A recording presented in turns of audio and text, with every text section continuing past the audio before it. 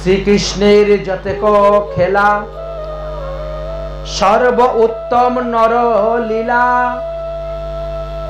নর বপু তাহার স্বরূপ। তাই নরলীলা ভগবান করার জন্য এসেছেন। সখাদেরকে বলছেন, সখাগণ মাতা মুরে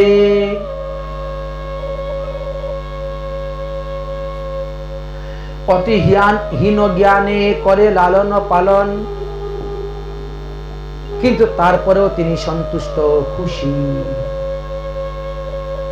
মূর পুত্র, মূর সখা, মূর প্রাণপতি, এইভাবে যে ভজে সে শুদ্ধ ভক্তি। কেউ যদি বলে কৃষ্ণ আমার বন্ধু বলে ভজন করে, ভগবান সন্তুষ্ট তার উপরে বেশি। কৃষ্ণ আমার প্রভু, কৃষ্ণ আমার স্বামী, কৃষ্ণ আমার পুত্র, ভগবান খুব ভালোবাসে। আপনারে বড় মানে আমারে সমহীন, সেইভাবে হই আমি তাহার অধীন। কেউ যদি নিজেকে বড় মনে করে আর আমাকে ছোট মনে করে, আমি খুব ভালোবাসি। তাই মা আমাকে অতি হীন জ্ঞানে লালন পালন করেন, খুব শাসন করেন, বকেন, কত কিছু। নন্দ বাবা বলেন, যা তো আমার জুতাটা নিয়ে আয় তো। কৃষ্ণ নন্দ বাবার জুতাটা মাথায় করে নিয়ে যান। বাবা এই নাও তোমার জুতা, নিয়ে এসেছি। ভক্তের দ্রব্য সাজিব হে ধুতিব হে লজ্জা নাহি ভাই। এইভাবে নন্দ বাবা মা যশোদা বসে বসে চিন্তা করছেন, এখন আমার ছেলে বড় হয়ে গেছে, 4 বছর পার হয়ে 5 বছরে পা দিচ্ছে, অতএব এইখানে আর থাকা উচিত নয়। কারণ এখানে যত দিন যাচ্ছে না ততই অসুরের উৎপাত হচ্ছে। এতদিন ছেলে ছোট ছিল, বাড়িতে ছিল, এখন ছেলে বড় হবে, গোচারণ করতে যাবে, বিভিন্ন জানে যাবে, তখন যদি অসুরে উৎপাত করে, গোপালকে বাঁচাবো কেমন করে? তাহলে চলো আমরা এই স্থান ত্যাগ করে অন্য স্থানে চলে যাই। আচ্ছা কোথায় যাব? কোথায় অসুরের উৎপাত নেই? তখন বিশ্বকাশকীর বাবা পাবন মহারাজ বললেন, শুনো শুনো, নন্দীশ্বর নামে একটি পর্বত আছে, পাহাড়। ওই পাহাড়ের মধ্যে মহাদেবের প্রিয় ভক্ত নন্দী বসে তপস্যা করেছিলেন। আর তিনি যখন তপস্যা করছেন তখন অসুরেরা এসেছিল তাকে খাওয়ানোর জন্য। নন্দী তখন শরণ নিলেন মহাদেবে। মহাদেব এসে গেলেন, অসুরদেরকে বিনাশ করলেন আর অভিসম্পাদ দিলেন। আজ থেকে এই পর্বতের উপরে যে অসুর, দৈত্য, দানব, রাক্ষস, ভূত, প্রেত, পিচাস, ডাকিনী, যোগিনী, শাকিনী আসবে, তৎক্ষণাৎ সে মারা যাবে। অতএব গোপালকে নিয়ে তোমরা ওই পাহাড়ের উপরে বাড়ি বানিয়ে ওখানে গিয়ে থাকো, ওখানে কোনো অসুর যেতে পারবে না, তোমার গোপালকে মারতে পারবে না। তখন নন্দ বাবা কি করলেন? এই 84 খাম্বা গোকুল মহাবন ত্যাগ করলেন। ত্যাগ করে রওনা হলেন। প্রথমে এসে চটিগড়ায় কিছুদিন থাকলেন, তারপরে তিনি রওনা হলেন, রওনা হয়ে রাধাকুণ্ড আর মানসী গঙ্গার মধ্যখানে একটি স্থান আছে, ওই স্থানের মধ্যে এক রাত্রি বাস করলেন। এক হরগোবিন্দ বলা হয়। হরি ওই গোকুল থেকে হর গোকুল নাম এসেছেন, এই জন্য ওই স্থানে একটু দর্শন করতে হয়, বসতে হয়। তারপরে ওই নন্দীশ্বর পাহাড়ে গেলেন। নন্দীশ্বর পাহাড়ে গিয়ে যখন বাড়ি তৈরি করলেন, পরে গোপালকে নিয়ে থাকলেন, তখন নন্দ বাবার নাম অনুসারে সেই গ্রামের নাম হয়ে গেল নন্দগ্রাম। নন্দগ্রামে কৃষ্ণ জন্মগ্রহণ করেন নাই তো? নন্দগ্রামে কৃষ্ণ যখন আসছেন তখন 4 বছর বয়স পার হয়ে গিয়েছে গোকুল থেকে। নন্দগ্রাম যখন গোকুল ত্যাগ করে নন্দ বাবা চলে এসেছেন, তখন বিশ্ববানু মহারাজ পড়ে গেছেন ওইদিকে একা। আরে আমার প্রাণের বন্ধু, আমার সখা চলে গেল আর আমি এখানে পড়ে থাকবো না, আমি এখানে থাকবো না, আমি এখান থেকে চলে যাব। তো তিনি চলে আসলেন কোথায়? বর্ষানায়। বর্ষানায় এসে ওই পাহাড়ের উপরে তিনি বাড়ি তৈরি করলেন। ওটা হলো ব্রহ্মগিরি পর্বত। ব্রহ্মগিরি পর্বতের উপরে তিনি বাড়ি তৈরি করলেন। নাম হলো সেই স্থান বর্ষানা। বাস্তবে রাধারানী বর্ষানায় জন্মগ্রহণ করেন নাই। বর্ষানাতে তিনি জন্মগ্রহণ করছেন রাবেলে, আর বর্ষানায় আসলে লীলা করার জন্য। আমরা আমাদের যারা নিত্য নতুন লোক যায় তারা নন্দগ্রাম আর বর্ষানা দেখে চলে আসে, কিন্তু আসল জন্মস্থান দেখতে যাই না। রাবেল রাজা রানীর জন্মস্থান। এইবার শশীকলা নিয়ে বড় হচ্ছেন। দেবাদিদেব মহাদেব চিন্তা করলেন, সবাই গেল ভগবানের লীলা দর্শন করলো, 4 বছর পার হয়ে গেছে, আমি তো ভগবানকে দর্শন করতে গেলাম না, তাহলে আজকে আমি যাব দর্শন করার জন্য গোবিন্দ। মহাদেব তো এসে উপস্থিত হয়েছেন। মহাদেব এসে উপস্থিত হয়েছেন, এসে বলছেন অলক নিরঞ্জন। মা যশোদা বেরিয়েছেন, ওই একদিন যোগী বাবা এসেছে রে, কে আছিস রে, একটু ভিক্ষা দিয়ে দে। মহাদেব বলছেন আমি ভিক্ষা নিতে আসি নাই, আমি কি ভিখারি নাকি? আমি ভিক্ষা নিতে আসি নাই, আমি এসেছি তোমার ছেলেকে দেখার জন্য। ওরে বাবা, তোমার যে বেশ, এই দেখলে আমার ছেলে ভয়ে আর উপায় নেই। সাপ গলার মধ্যে একটা সাপ রেখেছ, পরনের মধ্যে একটা বাঘের ছাল পরেছ, শ্মশানে ছাই মাই মেখে এসেছ, এবার কি মাথার মধ্যে এত বড় জটা একটা, এই দেখলে কি গোপাল ভয় পাবে না? না না না না, তোমাকে আমি ভয় দেখাবো না, গোপালকে দেখাবো না, আমার ছেলে ভয় পাবে। আমার ছেলে ঘুমাচ্ছে, এখন যাও, দেখাতে পারবো না। বলি বাবা বলছে আমি শঙ্খ বাজাইব, সিংহাধ্বনি দিব, তোমার ছেলে ঘুমের থেকে উঠে যাবে, তার সঙ্গে আমার বহু পুরানো খাতির আছে। ওই রকম অনেকেই বলে, এইরকম কত লোক এসেছে কত বেশ ধরে আমার গোপালের সর্বনাশ করার জন্য, তুমি জানো? একবার যদি চুন খেয়ে গাল পুড়ে যায় তখন দই দেখলেও ভয় করে, তাই না? এবার মহাদেবকে দেখেও মনে করছেন এও মনে হয় আরেকবার পার, ওই নকল বেশ ধারণ করে ছদ্মবেশে এসেছে আমার গোপালের সর্বনাশ করতে, তাই না? এই জন্য বলছেন দেখাবো না। বলি বাবা বলছে তাহলে আমি এখনই শঙ্খধ্বনি করতেছি। মা যশোদা বলছেন বাবা মত শঙ্খ বাজাবে, बाबा मत शंख बजावे, धोरी तेरा पाम रे, अंगीना पे सूबे मेरा जग जाएगी लाल रे, अंगीना में सूबे मेरा जग जाएगी लाल रे। बाबा मत शंख बजावे, बाबा मत शंख बजावे, पूजू तेरा पाम रे, पालना में सूबे मेरो जग जाएगी लाल रे, पालना में सूबे मेरो जग जाएगी लाल रे। এত কষ্ট করে ছেলেকে ঘুম পাতিয়েছি, অনেক কষ্ট করে ছেলেকে ঘুম পাতিয়েছি, আর তুমি এখন সিংহা বাজিয়ে ছেলেকে ঘুমের থেকে তুলে দেবে? হ্যাঁ, তোমার সাহসটা কত? আমার ছেলে, আমি যাকে খুশি দেখাবো, যাকে খুশি দেখাবো না, তোমার কি অধিকার আছে? বলে বাবা বললো তো কথা তো ঠিকই বলছেন, মায়ের সঙ্গে তো ঝগড়া করে লাভ নেই, যা, আর 1 বছর পরে তো গোপালে এমনি উচ্চারণ করতে যাবে, বনে বনে ঘুরে বেড়াবে, তখনই দেখবো, যা, মায়ের সঙ্গে ঝগড়া করার দরকার নেই। ভুলে বাবা ওখান থেকে চলে গেলেন। নন্দগ্রাম থেকে 2 কিলোমিটার দূরে গিয়ে এক পুকুর পাড়ে বট গাছের নিচে বসে গেছে, বসে ভজন করতেছেন, হে ভগবান তুমি তাড়াতাড়ি গোচারণ লীলা আরম্ভ করো, তুমি গোচারণ লীলায় আসলে পরে আমি তোমারে দর্শন করব, তারপরে কৈলাসে যাব। কিন্তু যেই মহাদেব চলে আসছেন কৃষ্ণের ঘুম ভেঙে গেছে, আর কৃষ্ণের কান্না শুরু হয়েছে। এবার খেলনা দিলেও কান্না বন্ধ হয় না, আরো ঢিল মেরে ফেলে দেয়, খেলনা ঝনঝনি দেও, বাঁশি দেও, কত কিছু দে, কান্না তোর বন্ধ হয় না, হরিবল বলে হাততালি দিলেও আর কান্না বন্ধ হয় না। কি বিপদ পড়া গেছে, কান্না আর কান্না।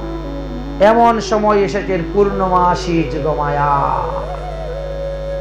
পূর্ণমাসী দেবী এসেছেন। কি গো যশোদা, তোমার ছেলে তো কাঁদছে কেন গো? বলে কি জানে গো, কি হয়েছে জানি না, এক সাধু এসেছিল আমার ছেলেকে দেখার জন্য, আমি তাকে দর্শন করতে দেই নাই, মনে হয় সাধু কোনো ফুফা মেরে চলে গেছে, মন্ত্র। সাধুরা তো জানে, ওরা ভালোও জানে খারাপও জানে, তাদের প্রসন্ন হলে তোমার ভালো করে দিবে, আর অপসন্ন হলে এমন মেরে যাবে খারাপ, তোমার 12টা বাজাই দিবে। মনে হয় ওই সাধুই কিছু করে গেছে, ছেলেকে যে দেখাই নাই। আর ওই সাধু চলে যাওয়ার পর থেকে তো আমার ছেলের কান্না যে কান্নার বন্ধ হচ্ছে। পূর্ণমাসী যোগমায়া ধ্যানে বসলেন। কে এসেছিল? কোন সাধু এসেছিল? মহাদেব এসেছিলেন, দেবাদিদেব। যদি এখন আমি একে আনতে পারি তাহলে হরি হরের মিলন আমি দর্শন করতে পারবো। হরি এবং হরের মিলন দর্শন করা। শুনো শুনো, এই যোগী বাবা পরম বৈষ্ণব, বাস্তবতা সত্যি। বৈষ্ণবানাম যথাসম্ভু, মহাদেবের মতো শ্রেষ্ঠ বৈষ্ণব তো কেউ নাই। এই পৃথিবীর মধ্যে যত বৈষ্ণব আছে সমস্ত বৈষ্ণবের চূড়ামণি হলেন মহাদেব। এ পরম বৈষ্ণব। বৈষ্ণবের ক্রিয়া মুদ্রা বোঝা যায় না। বৈষ্ণবরা কখন কোন ভাব ধরবে, আর কখন কি বলবে, আর কখন কোন ভঙ্গি করবে বুঝতে পারবেন না।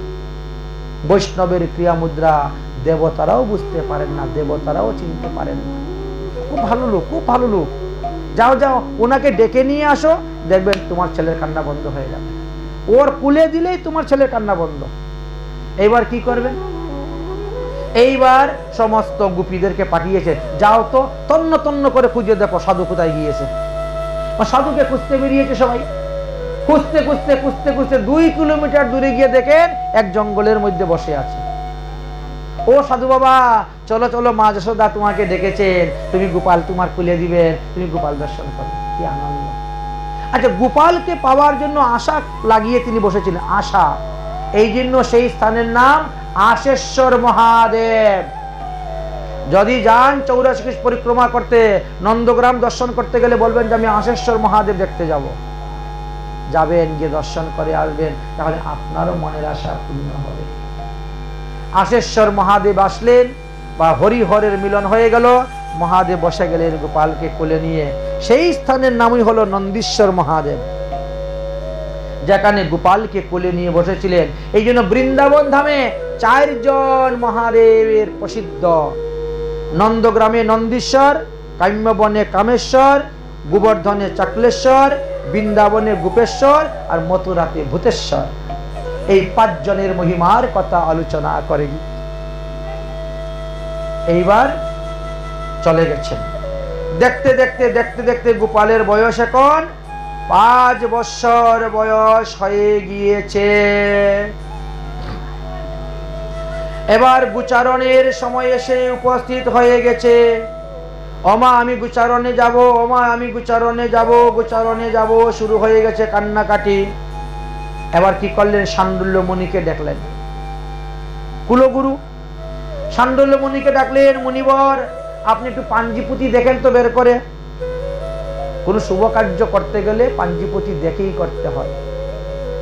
এখন পাঞ্জিপুতি বের করে দেখতে দেখতে কার্তিক মাসের শুক্লপক্ষের 8ম দিন, খুব ভালো দিন গো, ওই দিন তোমার ছেলেকে গোচারণে পাঠাইবে।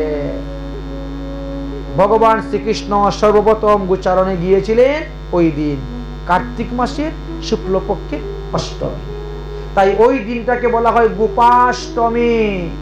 ওই দিন যার ঘরে যত শ্রীকৃষ্ণের মূর্তি আছে সবাই তখন রাখাল বেশে কৃষ্ণকে সাজাবে। ওই দিন মাথার মধ্যে পাগড়ি বাঁধবে, হাতের মধ্যে লাঠি দিবে, বগলের মধ্যে বাঁশি দিবে, দিয়ে রাখাল বেশে কৃষ্ণকে সাজানো হবে। ওই দিবসে রাধারানীর চরণ দর্শন করা হয়, কারণ রাধারানীকে ওই দিন সুবল বেশে সাজানো হয়। বৎসরের মধ্যে একদিন রাধারানীর চরণ দর্শন করা হয়, সেটা হলো এই কার্তিক মাসের শুক্লপক্ষের 8ম দিন, গোপাষ্টমী দিন। এই দিন রাধারানী সুবল বেশে সাজবেন, ধুতি পরে। ওই দিন আর শাড়ি পরবেন না, ধুতি পরে তিনিও রাখাল বেশে সুবল বেশে সাজবেন রাখালের মতন। আর রাধা কৃষ্ণের মিলন হয়েছিল। তাহলে শাণ্ডুল্য মুনির কথা অনুসারে এখন কৃষ্ণ গোচারণে যাবেন। বলরাম আদি সমস্ত গোপগণ এসেছে। মা যশোদাকে বলছে, ওমা ভালো করে সাজিয়ে দে মা, আমরা গোচারণে যাব।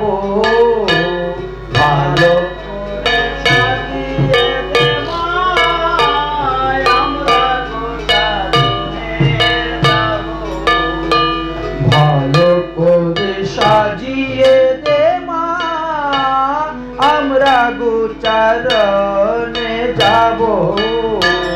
ভালো করে সাজিয়ে দে মা, আমরা গোচারণে যাব। সবরা কালে যাব মাগো, সবরা কালে যাব মাগো, সঙ্গে লইয়া ভাই কানাই। সবরা কালে যাব মাগো, সঙ্গে লইয়া ভাই। কানাই। ভালো করে সাজিয়ে দে মা, আমরা গোচারণে যাই। ভালো করে সাজিয়ে দে মা, আমরা গোচারণে যাই। বনে বনে চরে বেধেনু, মধুর সুরে বাজিবে বেনু। বনে বনে চরবে বেনু, হরি বল। সবরা কালে বাজবে বেনু। বনে বনে চরে বেধেনু, মধুর সুরে বাজিবে বেনু। বনে বনে চরবে বেনু, মধুর সুরে বাজবে বেনু। আর রাকাল শোনে খেলবে কানু, রাকাল শোনে খেলবে কানু, রাকাল শোনে খেলবে কানু। রাখাল শোনে খেলবে কানু। দেখবে যে মা তোমার বলাই। রাখাল শোনে খেলবে কানু। হরি বল হরি বল। দেখবে যে মা তোমার বলাই। ভালো করে সাজিয়ে দে মা, আমরা গোচারণে যাই। ভালো করে সাজায়ে দে মা, আমরা গোচারণে যাই।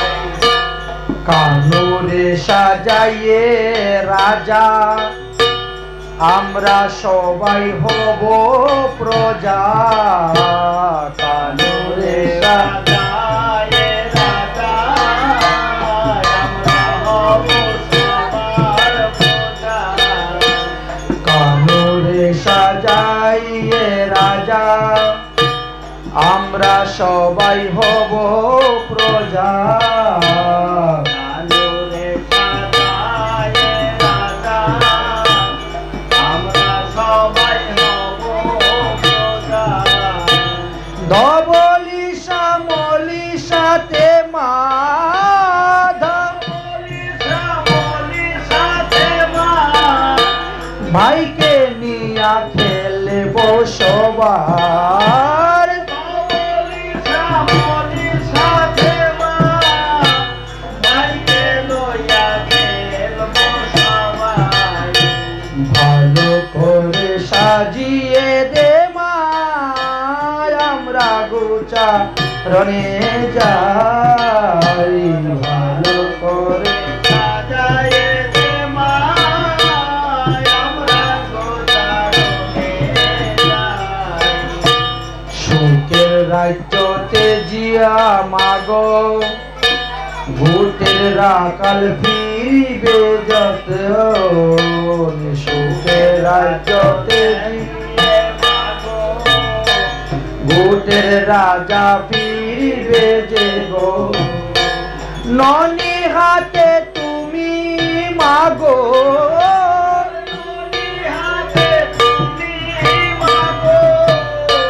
ডাকবে আইরে কানাই বলাই।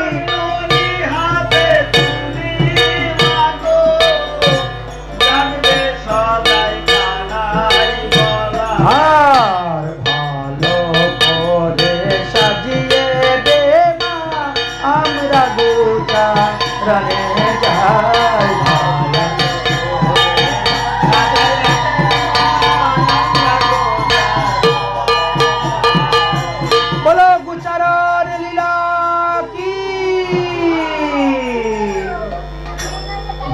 গোপালকে সাজাতে শুরু করেছেন মা যশোদা। সুন্দর করে ধুতি পরিয়ে দিয়েছেন, কোমরের মধ্যে আবার একটা কাচ্চ মেরে দিয়েছেন, মাথার মধ্যে পাগড়ি বেঁধে দিয়েছেন, বাঁশি দিয়েছেন, গরু চড়াইবার বেত্র দিয়েছেন, সিংহা দিয়েছেন বাজাইবার জন্য। আর দুপুরবেলা ক্ষুধা লাগলে যাতে ছেলে খাবে তার জন্য টিফিনও দিয়ে দিয়েছেন, খাবার চিকা দিয়ে দিয়েছেন, ওটা নিয়ে যা, ক্ষুধা লাগলে খাবে। বেশি দূরে যাবি না, বেশি দূরে যাবি না, একেবারে কাছে কাছে উচ্চারণ করবি, বাঁশি বাজাইবে আমি যেন শুনতে পাই,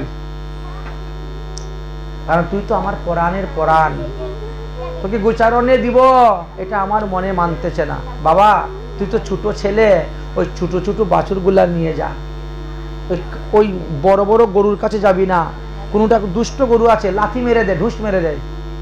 ওই কালো রঙের আছে গাভী, কালো রঙের আছে ধেনু, সেটাই না যাইও কানু, ওই কালো গরুটা না খুব দুষ্ট, ওটা কিন্তু কখন ঢুস মেরে দেয়, খবরদার ওর কাছে তুমি যেও না, কাছে। আচ্ছা ঠিক আছে। এবার ভগবান শ্রীকৃষ্ণের একের পর এক আস্তে আস্তে আস্তে আস্তে 5000 সখা হয়ে গেছেন, সবাইকে নিয়ে গোচারণে গোবিন্দ রওনা হয়েছেন। রাধে গোচারণে গিয়েছেন, রওনা হয়েছেন। ভগবান শ্রীকৃষ্ণ সর্বপ্রথম গোচারণে গিয়েছেন ছোট ছোট গাভিনী বাছুর নিয়ে। তাই আমাদের পদকর্তাগণ বলছেন, আর ছুটি ছুটি গাইয়া ছুটে ছুটে গোয়াল, ছুটি ছুটি ছুটি ছুটি গাইয়া ছুটে ছুটে গোয়াল, ছোট সমের মদন গোপাল, ছোট ছুটি ছুটি গাইয়া ছুটে ছুটে গোয়াল,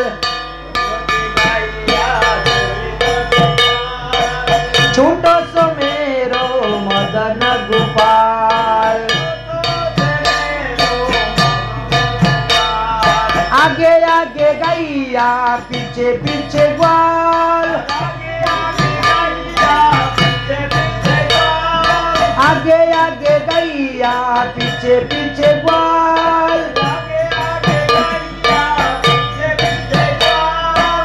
बीच में मेरो मदन गोपाल, और छुट्टी छुट्टी गैया छुट्टे छुट्टे ग्वाल,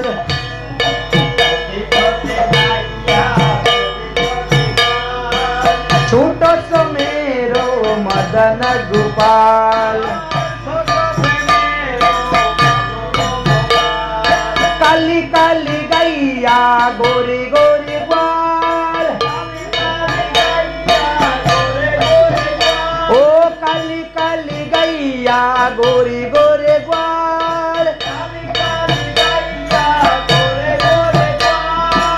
श्याम बदन मर मदन गोपाल। हाय छुट्टी छुट्टी गैया छोटे छोटे ग्वाल, छोटो सो मेरो मदन गोपाल। घास का बे गैया दूध पीबे ग्वाल, घास का बे गैया दूध पीबे ग्वाल,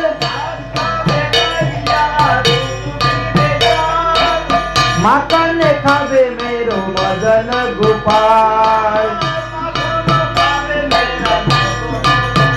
हर छुट्टी छुट्टी गैया छोटे छोटे ग्वाल, छुट्टी छुट्टी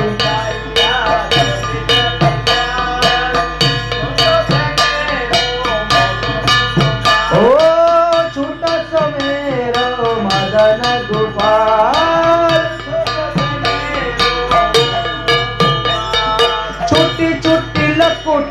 ছুটি ছুটি হাত বংশী বাজাবে মেরো মদন গোপাল আর ছুটি ছুটি গাইয়া ছুটে ছুটে গোয়াল ছোট সমেরো মদন গোপাল আর ছোট সমেরো মদন গোপাল বলো মদন গোপাল ভগবান কি। ভগবান শ্রীকৃষ্ণ উচ্চারণ করতে গিয়েছেন। কংসের গুপ্তচর গিয়ে কংসকে বললেন কৃষ্ণ এখন গরু রাখালি করতে বেরিয়েছে। এতদিন তো আমরা নন্দগ্রামে কোনো অসুরকে পাঠাইতে পারি নাই, এইবার অসুর পাঠানো যাবে। কি করা যায়?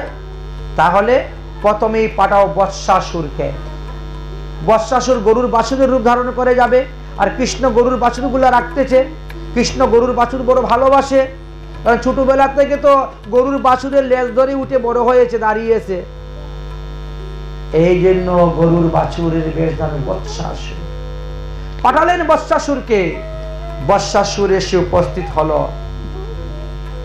আর গরুর বৎসরূপ ধারণ করে এসে কৃষ্ণর কাছে এসেছে। তারপর লাথি মেরে দিবে, কৃষ্ণকে ফেলে মেরে দিবে। কৃষ্ণ দুই পা ধরে ফেলছেন। লাথি মারবে আমাকে? দুই পা ধরে মাথার উপরে নিয়ে ঘোরাতে শুরু করেছেন অসুরটাকে। নাকে দিয়ে, মুখে দিয়ে, কানে দিয়ে রক্ত শুরু হয়ে গেছে বেরোতে, ছেড়ে দিয়েছেন। পরে মারা গেল। এই বৎসাসুর মারা গেল। তারপরে কিছুদিন পরে কি করলেন? বকাসুরকে পাঠাইলেন।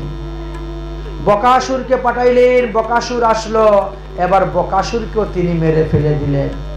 এইবার কি করা যায়? এইবার চিন্তা করলেন তাহলে আমি অগাসুরকে পাঠাইব। অগাসুরকে পাঠাইলেন।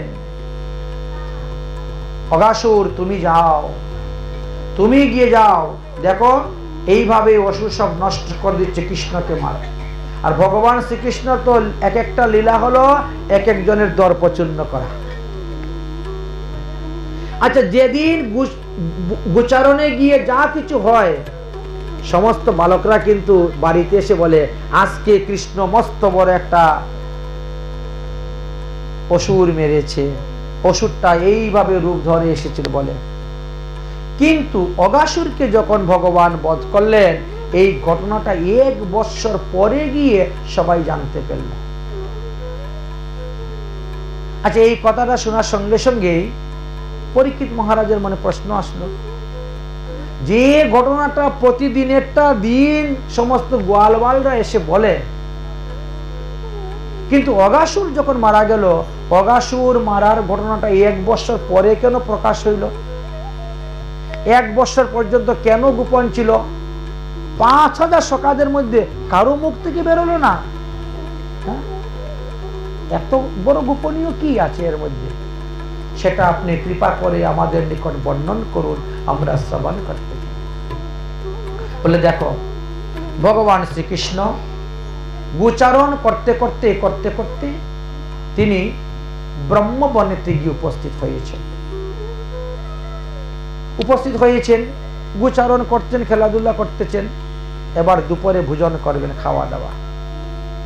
সবাই বসেছে খাওয়া দাওয়া করতে, এমন সময় কৃষ্ণ বায়না করেছেন, মধুমঙ্গল সখা, তুমি প্রতিদিন আমাদের ঘরের খাবার খাও,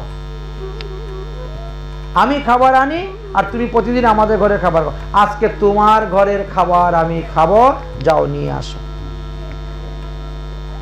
মধুমঙ্গল তখন ঊর্ধ্বশ্বাসে ছুটেছেন বাড়ির দিকে, গিয়ে বলছে, ওমা, কৃষ্ণ আজকে বায়না করেছে,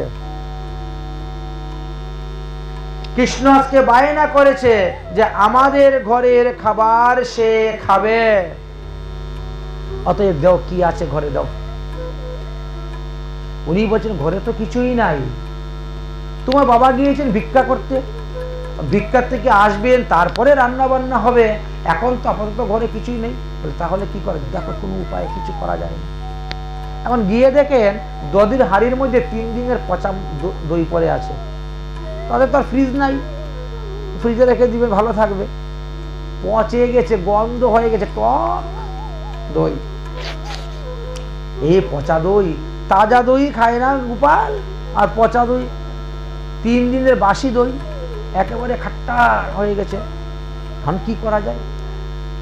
তখন মধুমঙ্গলের মা বলছে, শোন, দই যত টক বেশি হবে তত করি তত স্বাদ হবে। করি আমাদের বাঙালিদের মধ্যে এটা প্রচলন নাই, কিন্তু ব্রজেতে খুব প্রচলন আছে, হিন্দুস্তানের মধ্যে। করি দই দিয়ে আর বেসন দিয়ে তৈরি করা হয় করি। বেসনের পকোড়ি হবে, আর কোথায়ও যেতে গেলে ওরা করি খেয়ে যাবে, এটা মঙ্গল। দুধ খেয়ে গেলে অমঙ্গল হবে। আপনি 1 গ্লাস দুধ খেয়ে বেরিয়ে যান, দেখবেন আপনার রাস্তায় একটা না একটা অমঙ্গল হবে। তো দই খেয়ে গেলে মঙ্গল, দধি মঙ্গল, এই জন্য করি খেয়ে যেতে হয়। তো আমাদের লোকের অমঙ্গল হয় না কেন? কারণ কেউ দুধ খাওয়ার পরে পান খাচ্ছে, কেউ বিড়ি খাচ্ছে, কেউ সিগারেট খাচ্ছে, কেউ অন্য কিছু খাচ্ছে, এই জন্য দুধটা কেটে যায়। শুধু দুধ খেয়ে যদি বেরিয়ে যায়, মুখ না ধোয়, দুধ মুখে বেরিয়ে যায়, তাহলে তার অমঙ্গল হবেই। রাস্তায় বসে তার গাড়ি পাবে না, একটা না একটা দুর্ঘটনা ঘটবে। এই জন্য করি। কোথায় গেলে করি পকৌড়ি বেসন কা, রাস্তা পাকালে স্টেশন কা। গাড়ি ধরতে গেলে এরা করি খেয়ে বেরোবে। বাপ দাদা শ্রাদ্ধ করি বানাবে, উৎসবে করি বানাবে, বিয়েতে করি বানাবে, মানে কোনো কোনো উৎসবে এটা একটা বিরাট জিনিস এদের জন্য। করি চাউল বানাবে, তার করি বানিয়ে দিচ্ছি। এনে একেবারে ওই যে মিঠা নিম পাতা আছে না, কারি পাতা, কারি পাতা দিয়ে, আদা দিয়ে, মেথি দিয়ে, ছক মেরে হিং দিয়ে এমন সুন্দরভাবে করি বানিয়ে দিয়েছেন। করির ঘ্রাণে একেবারে। মধুমঙ্গল মনে মনে চিন্তা করছে, আচ্ছা আমরা তো গরিবের ছেলে, আমাদের কাছে ভালো লাগে, আর রাজার ছেলে সে, তার কাছে এখন করি ভালো লাগবে কি না দেখি তো একটু খেয়ে। এবার কি করছে, একটুকু মুখের মধ্যে দিচ্ছে, একটুকু মুখের মধ্যে দিচ্ছে, আর খাচ্ছে আর যাচ্ছে, ভালোই তো লাগতেছে। তো আমার মুখে তো ভালো লাগতেছে, কিন্তু কৃষ্ণের মুখে ভালো লাগবে কি না। যদি ওখানে যাওয়ার পরে কৃষ্ণ মুখের মধ্যে দিয়ে থুতু করে ফেলে দেয়, তাহলে তো সকালের সামনে মুখ দেখাতে পারবো না, লজ্জা লেগে যাবে, বুঝেছেন? তাহলে করিরা বানিয়েছেন, আমিই খাইনি, আর এমন অভিনয় করব যে না জানি কত স্বাদ হয়েছে। তো কৃষ্ণ পস্তাবে, বলে না, যে খায় নাই সে তো পস্তায় দেখলে পরে। এইভাবে অভিনয় করছে, আবার খাচ্ছে। কৃষ্ণ দূর থেকে দেখতেছেন, সখা আমার মাসিমা আমার জন্য বানিয়ে দিয়েছে, আর তুমি সব খেয়ে নিচ্ছ, এটা উচিত নয় ভাই, এটা উচিত নয়। আর কি সুন্দর মুখ করতেছে, মানে না জানি কত স্বাদ হয়েছে। কৃষ্ণ যখন উঠেছেন, দাঁড়া দেখছি। এমন সময় ব্রহ্মা এসেছেন ব্রহ্মলোক থেকে ভগবানের লীলা দেখার জন্য। ভগবানকে পাঠাইলাম কংসকে বধ করার জন্য। 5 বছর হয়ে গেল, এখন পর্যন্ত কংসকে বধ করলেন না, কি করতেছেন ভগবান? যাই তো একটু দেখি। এই জন্য ব্রহ্মা এসেছেন। তিনি কিন্তু আকাশ মার্গে তিনার হংস পৃষ্ঠে বসে আছেন, আর দেখতেছেন কৃষ্ণ দৌড়ে গেছে মধুমঙ্গলের কাছে। আর মধুমঙ্গল কি করছে, গপ গপ গপ গপ করে সব মুখে বের ঢেলে দিয়েছে। গাল দুটো ফুলে গেছে, বেশি করে মুখের গাল ফুলে যায় না, গাল তো ফুলেছে। কৃষ্ণকে দিয়েছে কিল। এইভাবে কিল মারলে কি হয় বলেন তো, ভুট করে একবার বেরিয়ে গেছে, বেরিয়ে কৃষ্ণর মুখে টুকে পড়ে গেছে। এখন মধুমঙ্গল কৃষ্ণর গাল চাটতে শুরু করেছে, আর কৃষ্ণ মধুমঙ্গলকে ধরে তার গাল চাটতে শুরু করেছে। একজনে আরেকজনে গাল চাটতে শুরু করেছে। ব্রহ্মা বলছে, এ আবার কেমন ভগবান রে আমার? ভগবান তো কারো উচিষ্ট খায় না, কারো ঝুটা খায় না, কেউ তো ভগবানকে ঝুটা দেয় না। এদিকে একজনে আরেকজনের মুখ গাল গাল চাটা শুরু করে দিয়েছে খাওয়ার। তাহলে তো মনে হয় এই কৃষ্ণ নকল কৃষ্ণ। আমার আসল কৃষ্ণ গেলেন কোথায়? আমরা যে দেবকীর গর্ভতে পাঠাইলাম কৃষ্ণকে, সেই কৃষ্ণ কোথায় গেল? এ আবার কোন কৃষ্ণ? এত দেখে আশ্চর্য কথা। পরীক্ষা করতে হবে, ইনি আসল ভগবান না নকল ভগবান। কিভাবে পরীক্ষা করব? এরা এখন খাওয়া দাওয়া রসে মত্ত আছে, এই সুযোগে সমস্ত গরুর বাছুরগুলো চুরি করে নিয়ে যায়।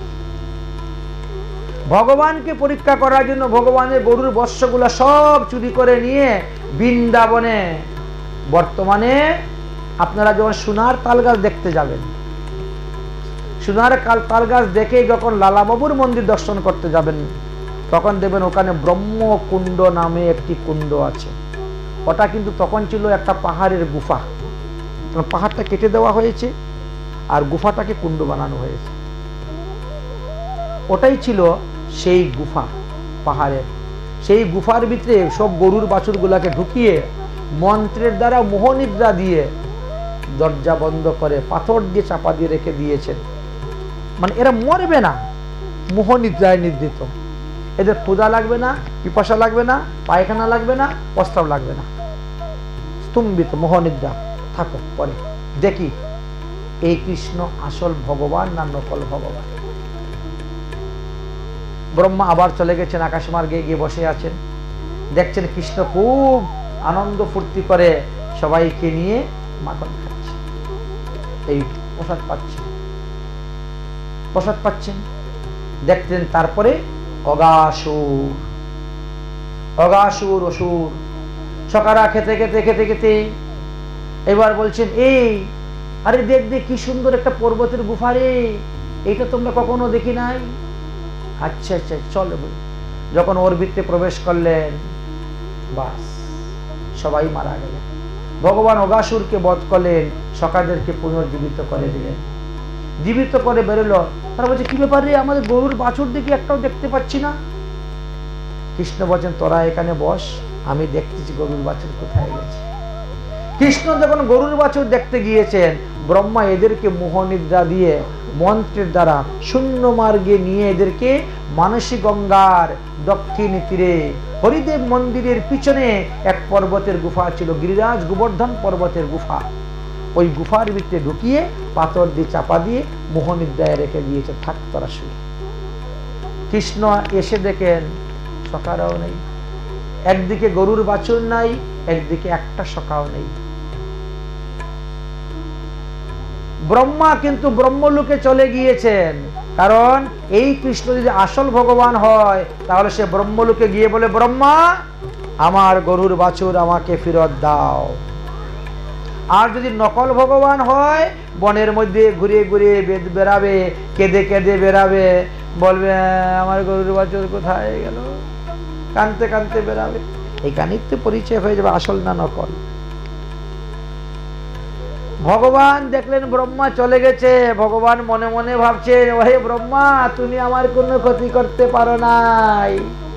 আমি জন্মগ্রহণ করার পর থেকে সমস্ত ব্রজগোপীদের মনে একই বাসনা, কৃষ্ণ যদি আমার পেটের ছেলে হতো তাহলে আমি তারে কুলে নিতে পারতাম, তাকে স্নান করাইতে পারতাম, তারে কাপড় পরাইতে পারতাম, তার তেল মর্দন করে দিতে পারতাম, তাকে বুকে নিয়ে ঘুমাতে পারতাম। কিন্তু কৃষ্ণ তো রাজার ছেলে, যে কোনো লোকে কুলে নেওয়ার অধিকার নাই, যে কোনো লোকে তাকে স্পর্শ করে আদর করার অধিকার নেই। আজকে যতগুলা সখাকে তুমি চুরি করেছো, আমি ততগুলা সখার রূপ ধারণ করব, করে গিয়ে তাদের মনোবাসনা পূর্ণ করব। তোমাকে যেতে হলে যাক, এখন পাঠ চলবে।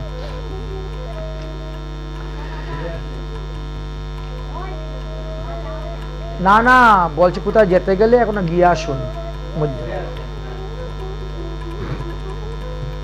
এইবার ভগবান শ্রীকৃষ্ণ বলছেন, তাহলে আমি ততটা সকাদের রূপ ধারণ করে সমস্ত ব্রজগোপীদের ঘরে যাব, আর সমস্ত ব্রজগোপীদের স্তন দুগ্ধ পান করব, তাদের সঙ্গে ঘুমাবো, তাদের সঙ্গে খেলাধুলা করে তাদের মনোবাসনা পূর্ণ করব।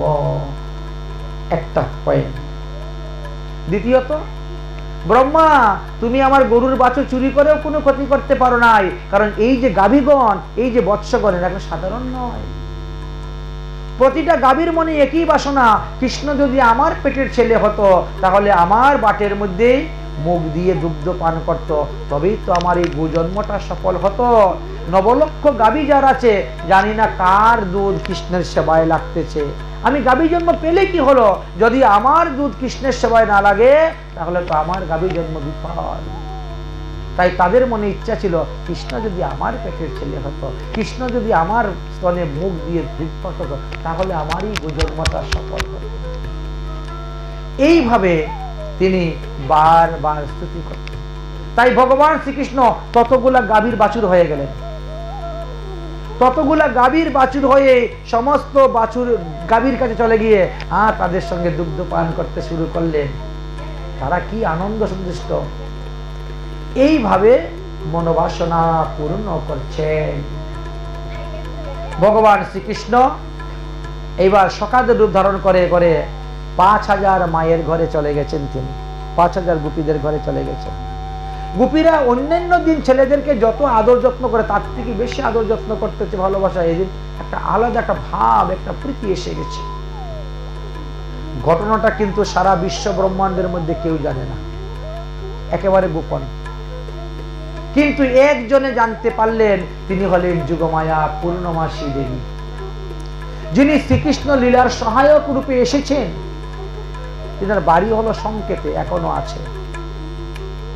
পূর্ণমাসী দেবী জানতে পারলেন যে ভগবান শ্রীকৃষ্ণ এখন 5000 সখাদের রূপ ধারণ করে সমস্ত ব্রজবাসীদের ঘরে ঘরে তিনি বাস করতেছেন। এই একটা ভালো সুযোগ আছে, এই সুযোগে আমি একটা বিয়ের ব্যবস্থা করে দিই। বিয়ের ব্যবস্থা কি করবেন? এইবার পূর্ণমাসী যুগমায়া সমস্ত ব্রজমণ্ডলে ঢুল পিটিয়ে দিলেন। এই বৎসরটা বড় শুভ বৎসর। এই রকম বৎসর 100 বৎসরের মধ্যেও আসে না। এই বৎসরে যাদের মেয়ে বিয়ে দিবেন তারা সৌভাগ্যবতী হবে, তারা পতিব্রতা হবে। অতএব আপনাদের মেয়েগুলাকে এই বছর বিয়ে দিয়ে দিন। সবাই তখন মেয়ে বিয়ে দেওয়ার জন্য প্রস্তুত। কারণ পূর্ণমাসী দেবীর কথা এক কথা সবাই মানে, ইনি যা বলবেন সবাই তা মানতে রাজি। এবার 3 বছর, 4 বছর, 5 বছর, 6 বছর, 7 বছর সব মেয়েদের বিয়ে হওয়া শুরু হয়ে গেছে। পিঁড়ির মধ্যে বসিয়েও ঘুরিয়ে ঘুরিয়ে বিয়ে, বাল্য বিবাহ না? এই দেখেছেন কথা কেমন করে আসছে।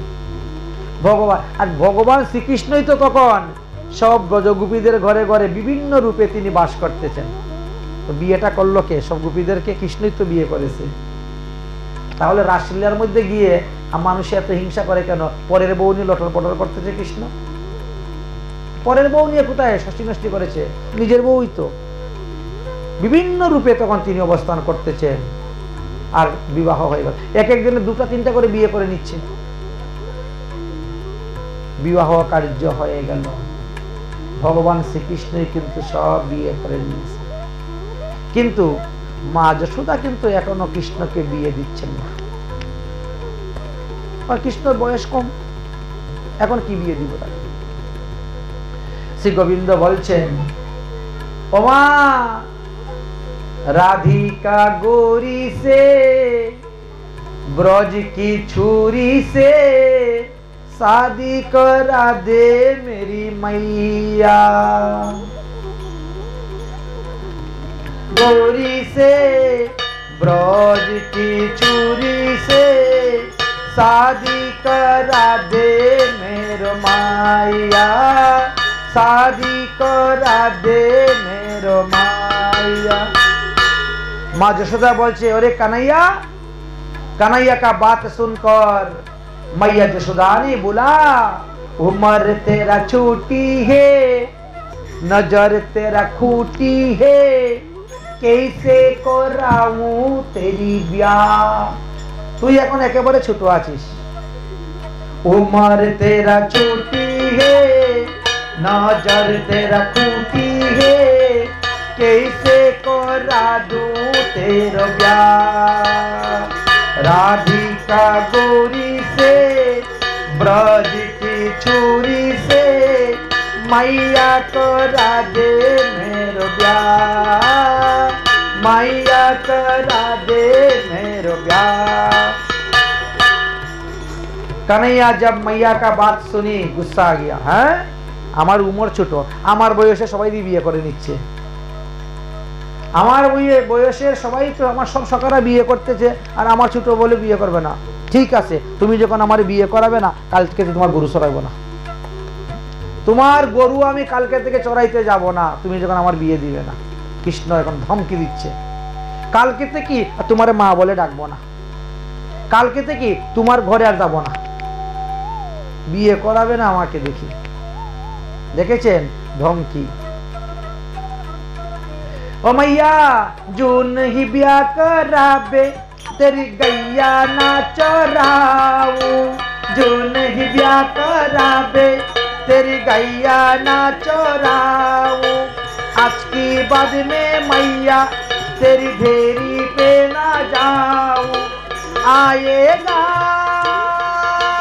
रे मोजा अब हर जिती का राधिका गोरी से ब्रज की चूरी से मैया को राधे मेरो ब्याह। माँ यशोदा बोले ना उम्र तेरा छोटी है नजर तेरा टूटी है कैसे को राधू तेरो ब्याह। কৃষ্ণ চিন্তা করলো এত বড় ধমকি দিলাম তথাপিও মা ভয় পেল না, আমার বিয়ে করাবে না, তাহলে রাগ দেখাইয়া ধমকি দেখাইয়া কাজ হবে না, তাহলে প্রেমের মাধ্যমে মাকে মানাতে হবে। ও মা আমি একটা চন্দনের খাট বানাবো, আর খাটের মধ্যে তুমি সব সময় বসে থাকবে শুয়ে থাকবে, আর তোমার বৌমা রাধারানী রান্না করবে আর তোমারে এনে এনে খেতে দিবে, তোমারে পা টিপে দিবে হাত টিপে দিবে, তুমি আমার বিয়ে করে দেও না মা। তাই বলছেন ও মা চন্দন কা চৌপি কর मैया तुझको बैठाऊं, चंदन की चौकी पर मैया तुझको बैठाऊं, अपने राधिका से मैया चरण दबाऊं, अपनी राधिका से चरण तू दबाऊं, भूजन में बनवाऊंगा 56 प्रकार की राधिका गोरी से ब्रज की चूरी से शादी करा दे मेरो माया। তোমার তো কত কষ্ট হয়, কত কষ্ট করো, আজ থেকে আর কষ্ট করতে হবে না। তুমি যদি আমারে বিয়ে করাইয়া দাও তো বৌমাই তো রান্না বান্না করবে, তোমার পাও হাত টিপে দিবে আর তুমি পালঙ্গের মধ্যে খাবে আর ঘুমাবে।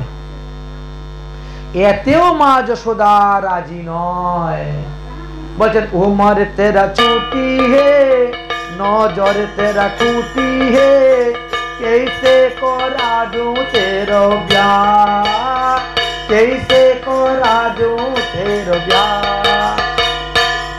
তখন কৃষ্ণ বলছেন দেখো আমাদের তো কোনো ভুল নাই, আচ্ছা ছোট বৌমা যদি আসে ঘুমটা দিয়ে দিয়ে ঘুরবে, দেখতে কত ভালো লাগবে, বুঝেছেন? উঠানের মধ্যে তাকে নাচাইবো, তুমি বসে বসে দেখবে, বুঝেছেন? নাচবে, দৌড় মেরে ঘরে যাবে, দৌড় মেরে ঘরে যাবে কেমন করে? বলরামকে দাদাকে বলবো দাদা তুমি বসে থাকো দরজায়, ভাসুর মশাই দরজায় বসে থাকলে বৌমা কোন দিকে যাবে দৌড়ে? অতএব তুমি আমার বিয়েটা করিয়ে দাও না। ছোট সদুলনিয়া जब अंगीना में नाचेगी, ছোট সদুলনিয়া जब अंगीना में नाचेगी, तेरी सामने मैया वो तो घूंघट नहीं खुलेगी, तेरी सामने मैया वो तो घूंघट नहीं खुलेगी, दाऊ से जाके कहूँ बेटो द्वार पे राधिका गोरी से ब्रज की चूरी से मैया को राधे मेरो ब्याह, मैया को राधे मेरो ब्याह। এইভাবে ভগবান শ্রীকৃষ্ণ মা যশোদাকে বলছেন, কিন্তু মা যশোদা বলছেন না এখন তোর বিয়ের বয়স হয় নাই, যারা করছে করুক, এখন হবে না। এইভাবে নিবারণ করতেছি। যাই হোক, এদিকে রাধারানীর বিবাহের কার্য আরম্ভ হয়ে গেছে, আয়ান ঘোষের সঙ্গে বিবাহের প্রস্তাব এসে গেছে। এবার আয়ান ঘোষের সঙ্গে রাধারানীর বিবাহ, তারপরে যে সব গোপীদের বিয়ে হয়ে যাচ্ছে, বিয়ের সঙ্গে এবার কি করা যায়? তখন রাধারানী কি করলেন, তিনি ছায়ার থেকে এক রাধা সৃষ্টি করেছেন, বুঝতে পেরেছেন? এক রাধারানী সৃষ্টি করেছেন, বলে বলছে তুই গিয়ে আয়ানের সঙ্গে বিয়ে করবি, 7 পাক দিবি, আর আমি অদর্শন হয়ে থাকবো, তুই যখন যাবি শ্বশুর বাড়ি আমি তখন অদর্শন হয়ে থাকব, তুই যখন বাপের বাড়ি আসবে তখন আমি আবার তোমার শরীরে প্রবেশ করে নেব। এই জন্য এই দাপর যুগে যেমন 3 কৃষ্ণ লীলা করেছেন, তেমন 3 জন রাধা রানী লীলা করেছেন। জানেন দাপরে 3 কৃষ্ণ লীলা? একজন হলেন বৃন্দাবনের কৃষ্ণ, যাকে যশোদানন্দন কৃষ্ণ বলা হয়। একজন হলেন মথুরার কৃষ্ণ, যাকে দেবকীনন্দন কৃষ্ণ বলা হয়। আর একজন হলেন দ্বারকার কৃষ্ণ। 3 কৃষ্ণ কিন্তু এক নয়। এক কৃষ্ণ 3 লীলা করেন নাই, কারণ বৃন্দাবনের কৃষ্ণ প্রতিজ্ঞা করেছেন রাধারানীর কাছে, বৃন্দাবনং পরিত্যজ্যং এক পদম ন গচ্ছামি, বৃন্দাবন ধাম ত্যাগ করে আমি এক পাও কোথায়ও যাব না। এই জন্য 3 কৃষ্ণ 3 লীলা করেছেন। ঠিক তেমনি ভাবে 3 রাধাও 3 লীলা করেছেন। একজন হলেন কামা রাধা, আর একজন হলেন বামা রাধা, আর একজন হলেন বিষভানু নন্দিনী রাধা। এইগুলা ভজনের গভীরে না গেলে বুঝতে পারবেন না, ধর্মের গভীরে প্রবেশ না করলে জানতে পারবেন না এই সমস্ত তত্ত্ব কথা। বাইরে বাইরেই সব জানবেন। কৃষ্ণ মন্ত্রে দীক্ষা নিয়েছ, কোন কৃষ্ণ মন্ত্রে দীক্ষা নিয়েছ? তখন হা করে থাকে, এ আবার কি বলে রে? হ্যাঁ, 3 কৃষ্ণের লীলার মধ্যে এখন চলতেছে বৃন্দাবনের কৃষ্ণের লীলা, নন্দনন্দন কৃষ্ণের লীলা। তাই আয়ন ঘোষের সঙ্গে বিয়ে হয়েছে কার? কামা রাধা। কাম করো, গিয়ে যাও ওখানে গিয়ে আয়ন ঘোষের বাড়িতে কাজ করার জন্য কামা রাধা সেখানে অবস্থান করতেছে। এইবার বিবাহ কার্যাদি হয়ে গেল। যাই হোক, 1 বছর পূর্ণ হওয়ার মাত্র 5 দিন বাকি আছে। ব্রহ্মা ব্রহ্মলোকে বসে বসে চিন্তা করলেন, ব্যাপারটা কি? আজ 1 বছর হয়ে গেল, কৃষ্ণ তো এখনো আমার কাছে আসে নাই, যে আমার গরুর বাছুর গুলা দিয়ে দাও, আমার সখাগুলাকে দিয়ে দাও। আসে তো না। তাহলে তো এটা নকল কৃষ্ণ। আসল কৃষ্ণ হলে তো ব্রহ্মলোকে চলে আসতো। নকল কৃষ্ণ তো ব্রহ্মলোকে আসতে, নকল ভগবান তো ব্রহ্মলোকে আসতে পারবেন। মনে হয় তাহলে বনে বনে কাটছে আর গরুগুলাকে খুঁজে বেড়াচ্ছে, যাই একটু মজাটা দেখে আসি, তামাশাটা। ব্রহ্মা এসে দেখেন ভগবান শ্রীকৃষ্ণ সেইভাবেই গুচ্চারণ করছেন, সেইভাবেই সখাদের নিয়ে হই হই রই রই খেলাধুলা চলতেছে। কি আমি যাদের কি মোহনিদ্রায় নিদ্রিত করে পর্বতের গুফার ভিতরে ঢুকিয়ে পাথর চাপা দিয়ে রেখে এসেছিলাম, তাহলে কি কৃষ্ণ এদেরকে নিয়ে বের করে নিয়ে চলে এসেছে? কিন্তু আনবে কেমন করে? জম্বুক বানটা তো আমি মেরেছি। জম্বুক বান যে মারবে সেই তো ওটা খুলতে পারে, অন্য কেউ তো খুলতে পারে না। কিন্তু এদেরকে দেখে তো মনে হচ্ছে আসল, যেভাবে কথাবার্তা বলছে, খেলাধুলা করতেছে, এদেরকে নকল বলে তো মনে হচ্ছে না। দেখি তো তাহলে। ওই বৃন্দাবনে গেলেন, বৃন্দাবনে গিয়ে পাথর সরিয়ে দেখেন, না আমি যাদেরকে নির্দেশ দিয়েছি এরা তো ঘুমিয়ে আছে, তাহলে এইগুলাকে নকলগুলাকে আমি এনেছি চুরি করে, আর কৃষ্ণ আসলগুলা নিয়ে আছে। তাহলে তো এই আসল ভগবান, তার লীলা তো আমি বুঝতে পারলাম না, আমি তো ঠকে গেছি তার কাছে। আচ্ছা, তাহলে গোবর্ধনে গিয়ে দেখি সখাগুলা কি করতেছে। গোবর্ধনে গিয়েছেন, গিয়ে দেখেন ওই সখাগুলা মোহনীদের নির্দিত। আরে তাহলে ওইগুলা কারা? এত দেখি আশ্চর্য। এখন এরা আসল না ওরা আসল, এরা নকল না তারা নকল, এই দৌড়া দৌড়ি শুরু হয়েছে। একবার যাচ্ছে বৃন্দাবনে, একবার যাচ্ছে কৃষ্ণের গোচারণ জায়গায়, একবার যাচ্ছে গিরিরাজ গোবর্ধন পর্বতে। দৌড়তে দৌড়তে ব্রহ্মমোহিত হয়ে গেলেন, কারণ কে আসল কে নকল কিছুই বুঝতে পারছেন না। কে আসল কে নকল কিছুই বুঝতে পারছেন না ব্রহ্মা। এইবার পড়েছেন বিপদে। তারপরে ভগবান যখন কৃপা করলেন, তখন ব্রহ্মা যেদিকে তাকাচ্ছে সেই দিকে দেখে কৃষ্ণ, গরুর মধ্যে দেখে কৃষ্ণ, সখাদের মধ্যে দেখে কৃষ্ণ। মানে কৃষ্ণই তো তখন গরুর বাছুর, কৃষ্ণই তো সখা। আরে যত সখা তত কৃষ্ণ, যত গরুর বাছুর তত কৃষ্ণ। সর্বনাশ! স্বয়ং ভগবান শ্রীকৃষ্ণকে আমি পরীক্ষা করতে গিয়ে এত বড় অপরাধ করেছি, ক্ষমা ক্ষমা চাচ্ছেন, ক্ষমা চাচ্ছেন। হে প্রভু, তুমি আমার ক্ষমা করে দাও, আমি যে অপরাধ করেছি যেন আমার ব্রহ্ম গদ্দিটা ঠিক থাকে। শ্রী গোবিন্দ গোপীনাথ কৃপা করি রাখো নিজ পদে। শ্রী গোবিন্দ গোপীনাথ কৃপা করি রাখো নিজ পদে, কৃপা করি রাখো নিজ পদে। কাম ক্রোধ দুইজনে লইয়া পিরে নানা স্থানে, বিষয় ভুল যায় নানা মতে, বিষয় ভুল যায় নানা মতে। হইয়া মায়ার দাস করি নানা অবিলাস, তোমার শরণ গেল দূরে, তোমার শরণ গেল দূরে। ওরে তোলা বেরোয় আসে কপট বৈষ্ণব বেশে, ভ্রমিয়াবে রাই গরে গরে,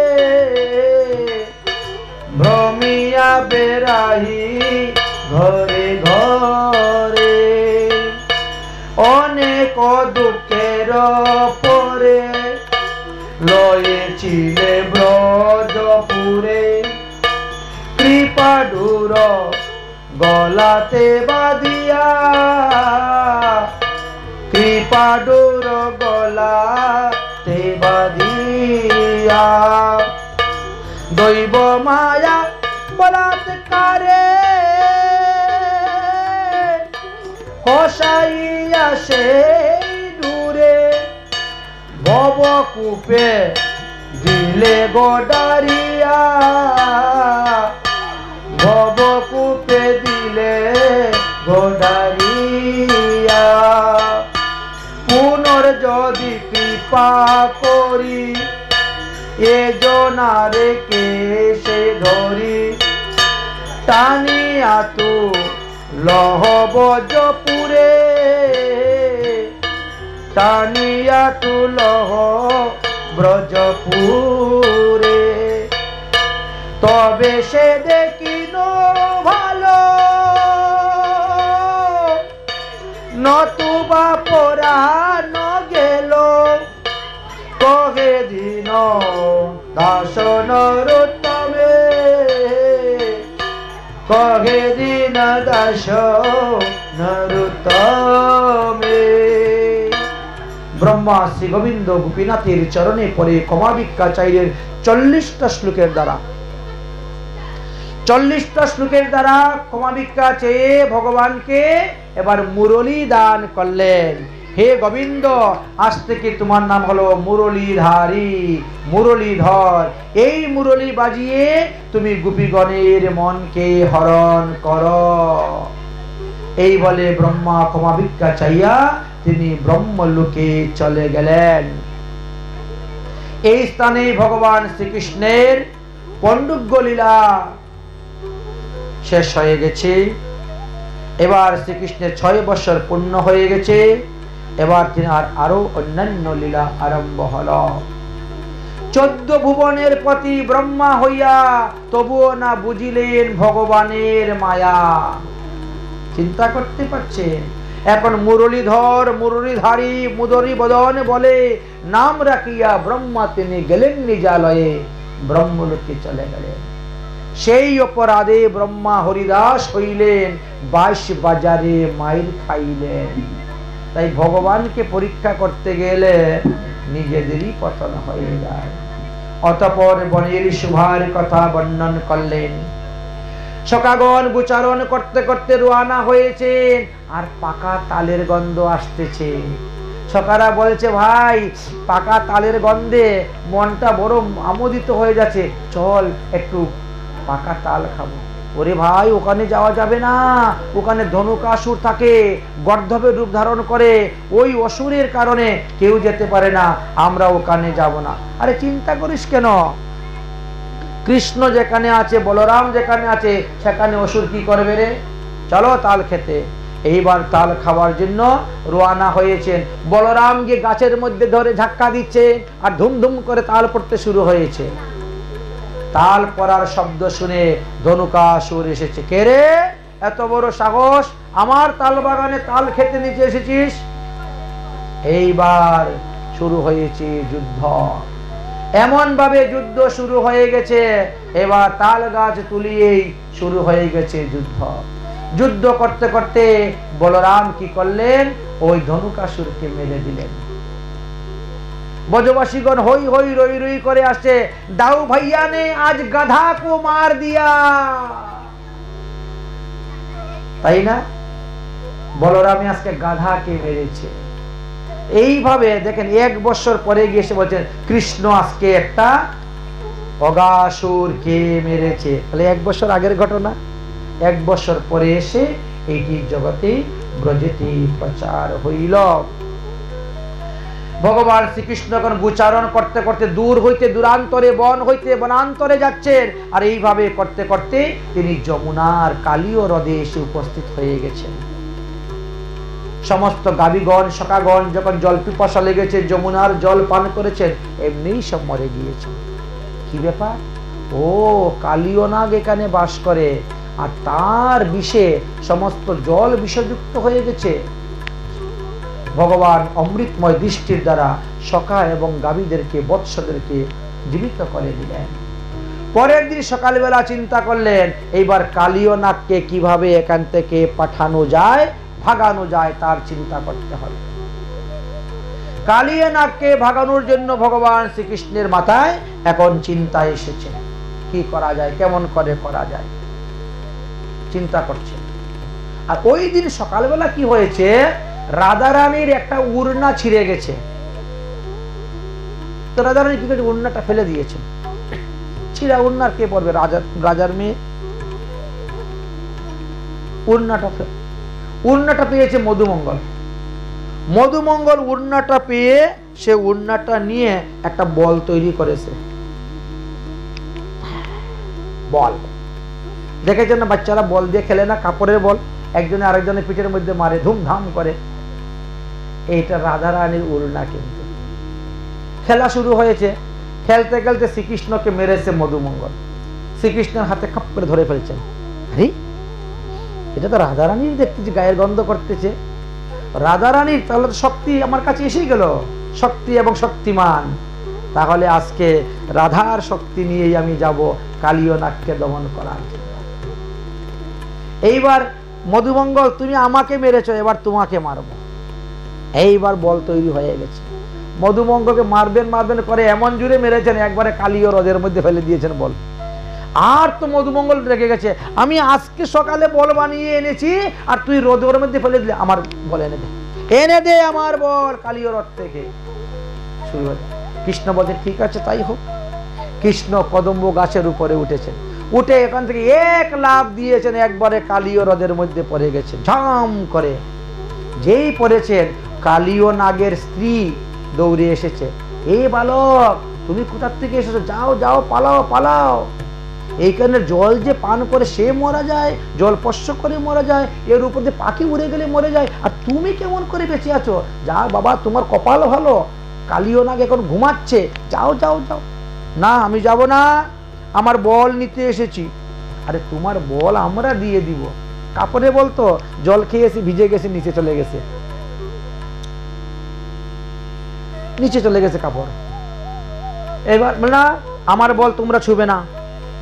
রাধারানীর উড়নার তৈরি করা, যাকে থেকে ছুঁয়ে দিতে হবে না, তোমরা খবরদার আমার বল ছুবে না, আমার বল আমি নিয়ে যাব। আচ্ছা ঠিক আছে বালক, যাও, আমরা তোমার মায়ের সমান, আমরা তোমাকে বলছি, তুমি বুঝতে পারছো না, কালীয় নাগ বড় ভয়ঙ্কর স্বভাব, দুষ্ট প্রকৃতির, তার বিষের জ্বালায় সব জর্জরিত, তুমি যাও। না না, আমি যাব।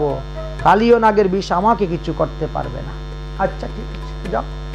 গিয়েছেন, গিয়ে আস্তে আস্তে বলটা আনছেন কালীয়র কাছ থেকে। বলটা হাতে নিয়ে লেজের মধ্যে দিয়েছেন পা, ইচ্ছা করেই।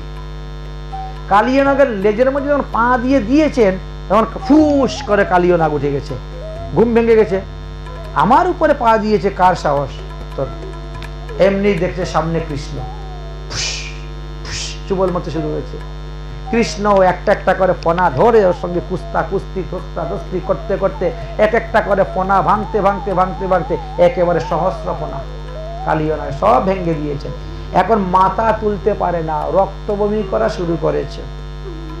ভগবান শ্রীকৃষ্ণ তার মাথার উপরে উঠে নৃত্য করতে শুরু করেছেন। তাণ্ডব গতি মণ্ডন পর নাচত গিরিধারী, তাণ্ডব গতি মণ্ডন পর নাচত গিরিধারী, बम पम पम पनकपति पम पम पलिहारी, तांडव गति मंडपपति नाचत गिरिधारी, बिम बिम बिम बिनती करत नागब दुहारी, बिम बिम बिम बिनती करत नागब दुहारी, तांडव गति मंडन पर नाचत गिरिधारी, ससिक ससिक सनकादिक नन्नन नन्नरद मुनि, बम बम बम महादेव बम बम बलिहारी, तांडव गति मंडन परो नाचत गिरिधारी, बंदव गति मंडन परो नाचत गिरिधारी।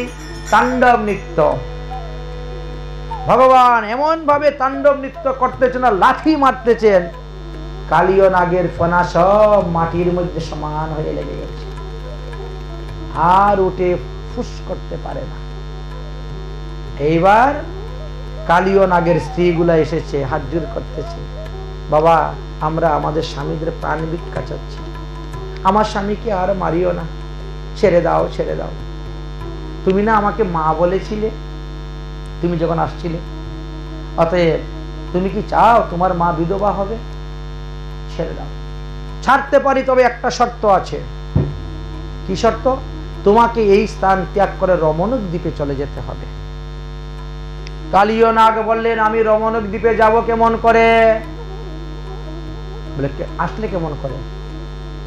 বলে আসছি তো গরুরে এক চর মেরেছে, আর এক চরে উড়ে উড়ে ঘুরে ঘুরে এসে পড়ে গেছি। যাওয়ার সময় তো এখন কত গরুর দেখলে আমাকে খেয়ে ফেলবে, কারণ গরুর আর কালীয় নাগের শত্রুতা। আচ্ছা শত্রুতার কারণটা কি? কারণটা কি?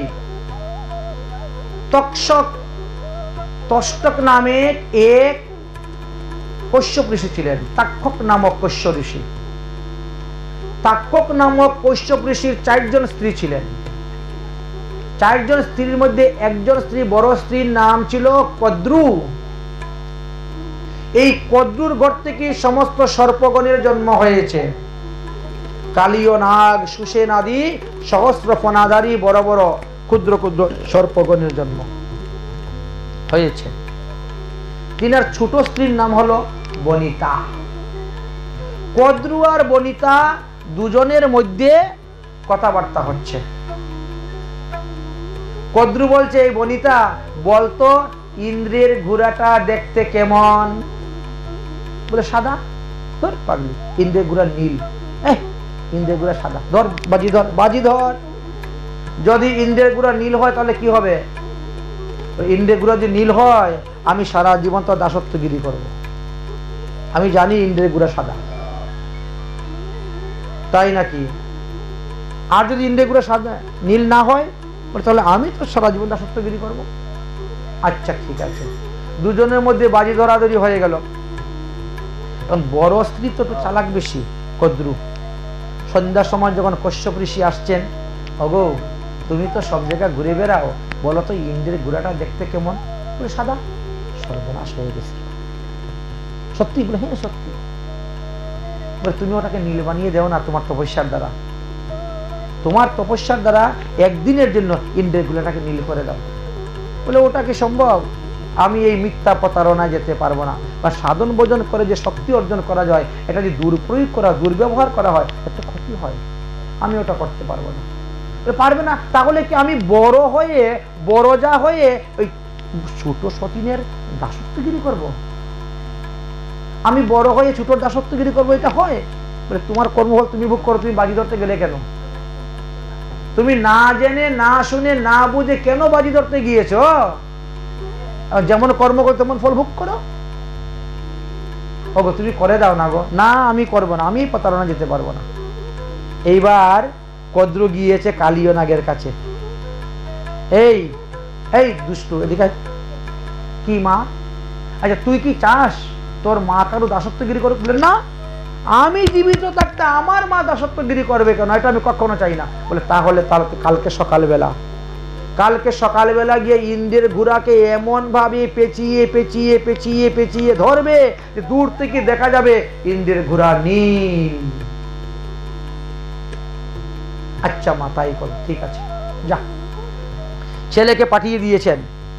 কালীয় নাগ চলে গেছে, গিয়ে তার সহস্র ফনা দ্বারা এমন ভাবে ইন্দ্রের ঘোড়াকে জড়িয়ে ধরে একেবারে নীল বানিয়ে দিয়েছে।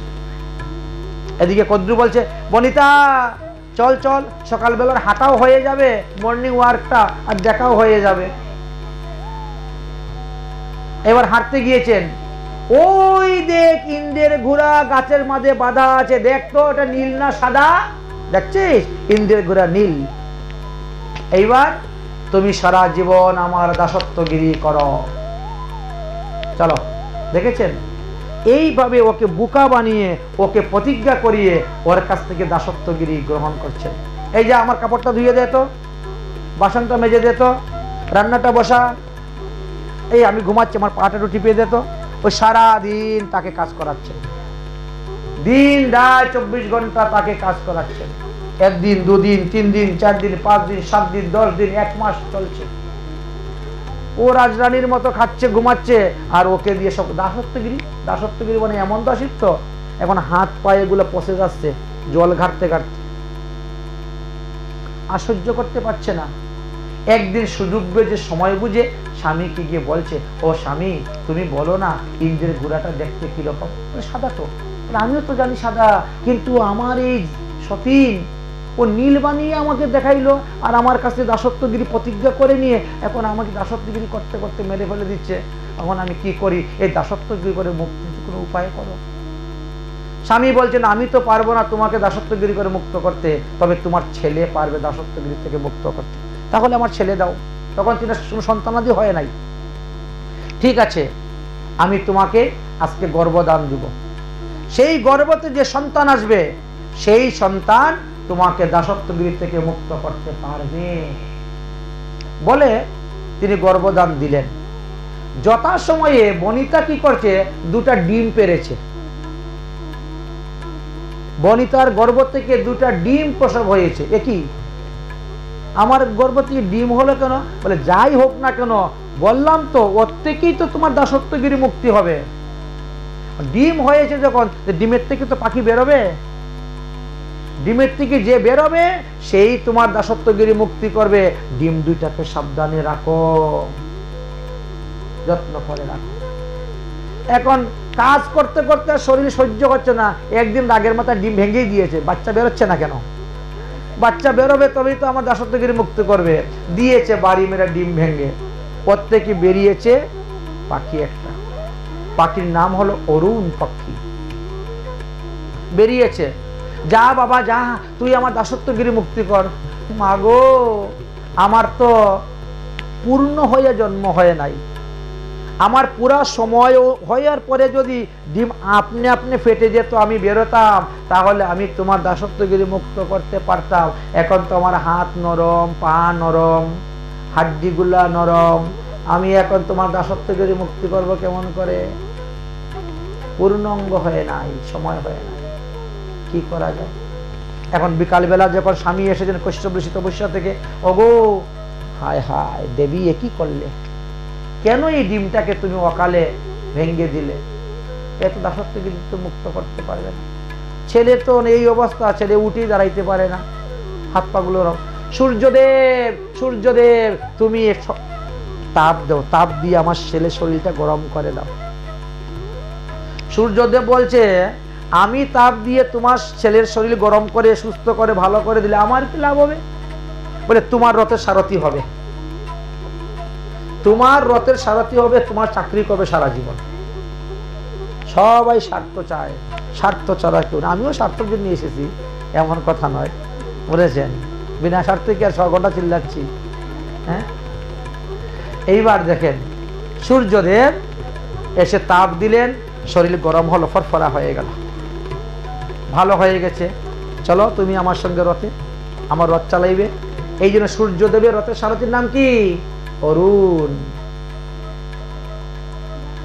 কশ্যপ ঋষি বললেন, দেবী যতই দুঃখ হোক, যতই কষ্ট হোক, এই দ্বিতীয় ডিমটা কিন্তু আর এরকম ভাবে নষ্ট করবা না। দুঃখ কষ্ট করে যথা সময়ে এই ডিম ফুটে বাচ্চা বেরোলো, সেই বাচ্চার নাম হলো গরুর পক্ষী।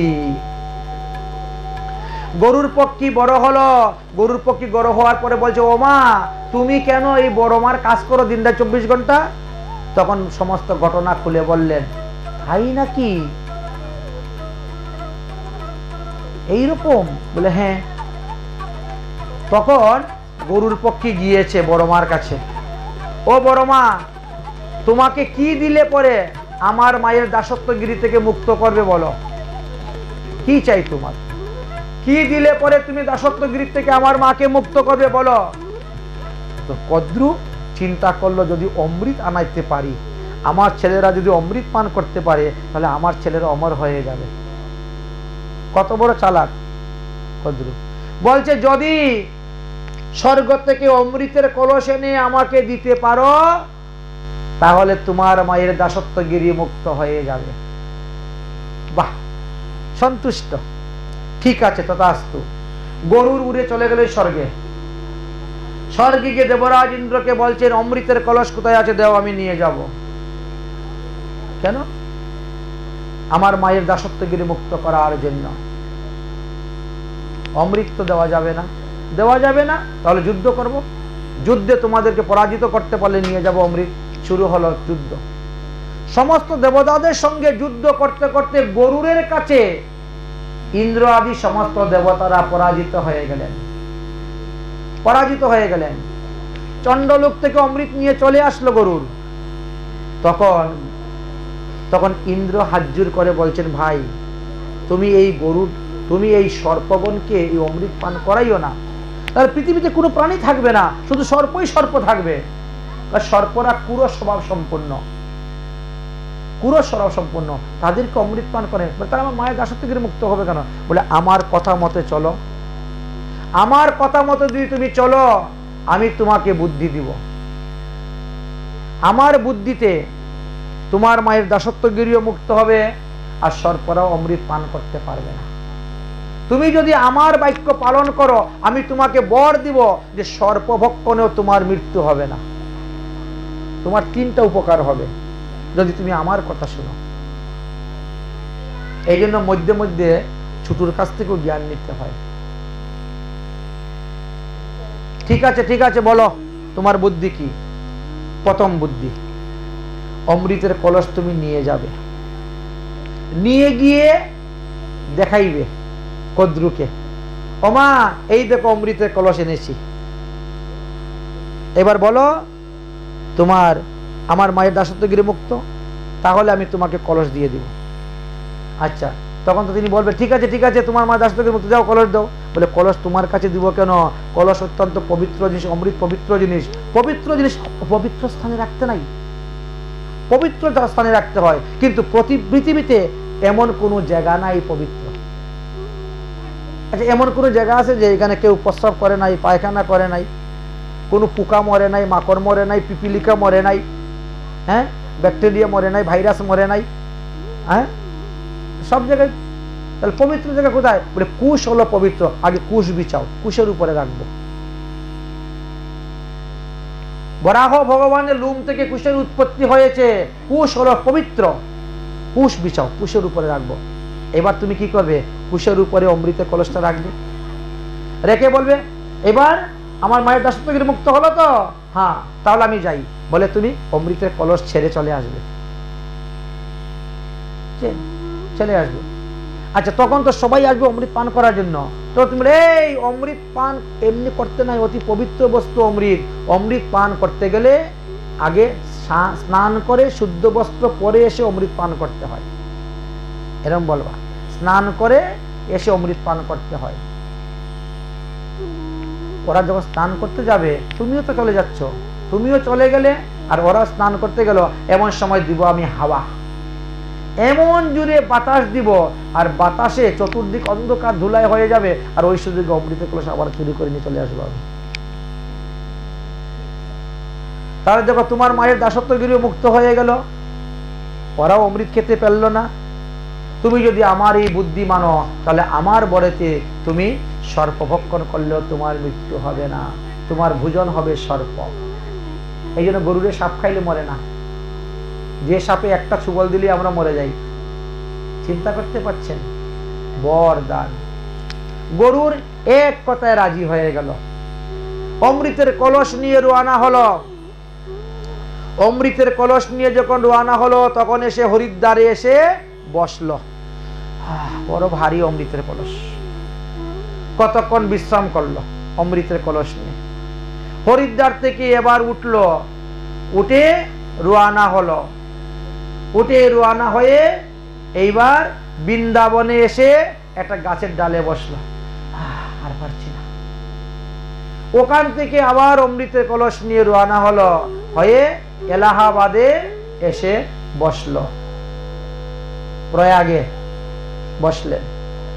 ওখান থেকে আবার অমৃতের কলস নিয়ে রওনা হলেন, মধ্যপ্রদেশের উজ্জয়িনীতে গিয়ে একটু বসলেন। অমৃতের কলস সেখান থেকে উঠে নিয়ে রওনা হলেন এইবার মহারাষ্ট্রে, সৌরাষ্ট্রে, নাসিকে গিয়ে এইবার একটু বিশ্রাম করলেন। আরে বাবা, তারপরে নিয়ে কদ্রুর কাছে গিয়ে উপস্থিত হয়েছেন। এই জন্য এই 4টি স্থানে কুম্ভ মেলা হয়। অমৃতের কুম্ভ নিয়ে এই 4 স্থানে রাখা হয়েছিল, এই জন্য তার নাম কুম্ভ মেলা। এইবার নিয়ে উপস্থিত হয়েছেন, উপস্থিত হয়, এই জন্য বৃন্দাবনেও কুম্ভ মেলা হয়, এই জন্য বৈঠকটা হয়। নিয়ে বসে, ওমা এই দেখো অমৃতের কলস এনেছি, এবার বলো আমার মায়ের দাসত্বগিরি মুক্ত হয়ে গেছে। কদ্রু বলছে নামা নামা নামা, অমৃতের কলস নামা। বলে নামাবো কোথায়, সব অপবিত্র জায়গা, পবিত্র বস্তু কোথায় রাখবো? তুমি এক কাজ করো, কুশ নিয়ে আসো, কুশ, এই যে কাশিয়া গাছ, কুশ এনে বিছিয়ে দিয়েছেন, কুশের উপরে অমৃতের কলস রেখেছেন। এবার যা, তোর মায়ের দাসত্বগিরি শেষ, যা। ও মা চলো, মাকে ধরে নিয়ে রান্না হচ্ছেন। এইভাবে অমৃত পান করিও না, স্নান করে এসে অমৃত পান করো, তবে লাভ হইবে। গরু চলে গেলেন, কথাটা তো সত্যি। কদ্রু তখন ছেলেদেরকে আদেশ করলেন, ছেলেরা যা যা যা, সবাইকে স্নান করতে চল। ও মায়ের কথা শুনে সবাই স্নান করতে গিয়েছে, সব সর্পরা। এমন সময় সেই বাতাস, সেই ধুলা উঠতে শুরু হয়েছে, চতুর্দিক অন্ধকার, আর দেবরাজ ইন্দ্র অমৃতের কলস নিয়ে আবার চলে গেছে। স্নান করে এসে বলছে, কি ব্যাপার, অমৃতের কলস কোথায়? মনে হয় বাতাসে ফেলে দিয়েছে রে, মনে হয় বাতাসে ফেলে দিয়েছে, আর গড়িয়ে গড়িয়ে মনে হয় আবার ওই জলের মধ্যে গিয়ে পড়ে গেছে অমৃত। তো গড়িয়ে পড়লে তো কুশের মধ্যে অমৃত পড়েছে, চাট চাট জিব্বা দিয়ে চাটতে শুরু করেছে। এই জন্য সাপের 2টা জিব্বা, জিভ কেটে গেছে কুশে, সাপের 2টা জিব্বা হয়ে গেল। এইবার গরুর বলছে, ওরে সর্পগণ, তোরা শয়তানি করে, চালাকি করে, ইন্দ্রের সাদা গুড়াকে নীল বানিয়ে আর এত বছর আমার মাকে দাসত্বগিরি করিয়েছিস, এইবার তোদেরকে খাবো। এইবার ধরে ধরে খেতে শুরু হয়েছে, যুদ্ধ শুরু হয়ে গেছে। যুদ্ধ করতে করতে করতে করতে এমন অবস্থা করেছেন, সর্পকে তখন কি করবেন, এই কালীয় নাগ তখন ওই কদ্রুর বাড়ি, মা বাবার বাড়িঘর ছেড়ে ওই রমণক দ্বীপে গিয়ে বাসা করলো। গরুর রমণক দ্বীপে চলে গেছেন, গিয়ে ধরে ধরে খেতে শুরু করেছেন। তখন তারা বিচার করলো, সব সাপেলা মিলে মিটিং করলো যে প্রতিদিন একটা করে সর্প এক একজনের পরিবার থেকে তোমাকে দেওয়া হবে, তুমি এইভাবে সবাইকে খেও না, আমরাও তো বাঁচতে চাই। ঠিক আছে, গরুর প্রতিদিন উড়ে যায় আর একটা করে সর্প খায়, এক এক দিন এক এক ঘর থেকে পালা পড়েছে।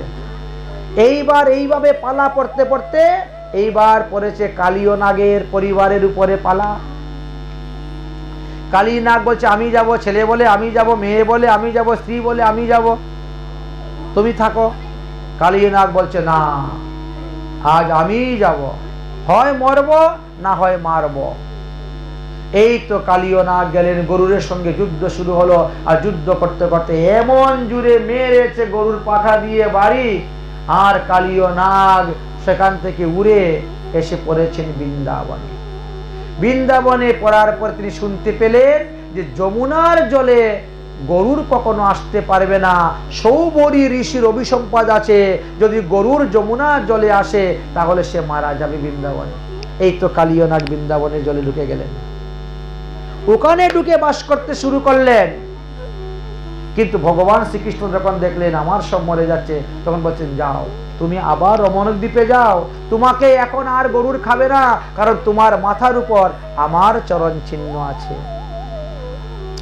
কালীয়নাগের মাথার উপর যখন ভগবানের চরণ চিহ্ন পড়ে গেল, গরুর আর কালীয়নাগকে ভক্ষণ করেন না।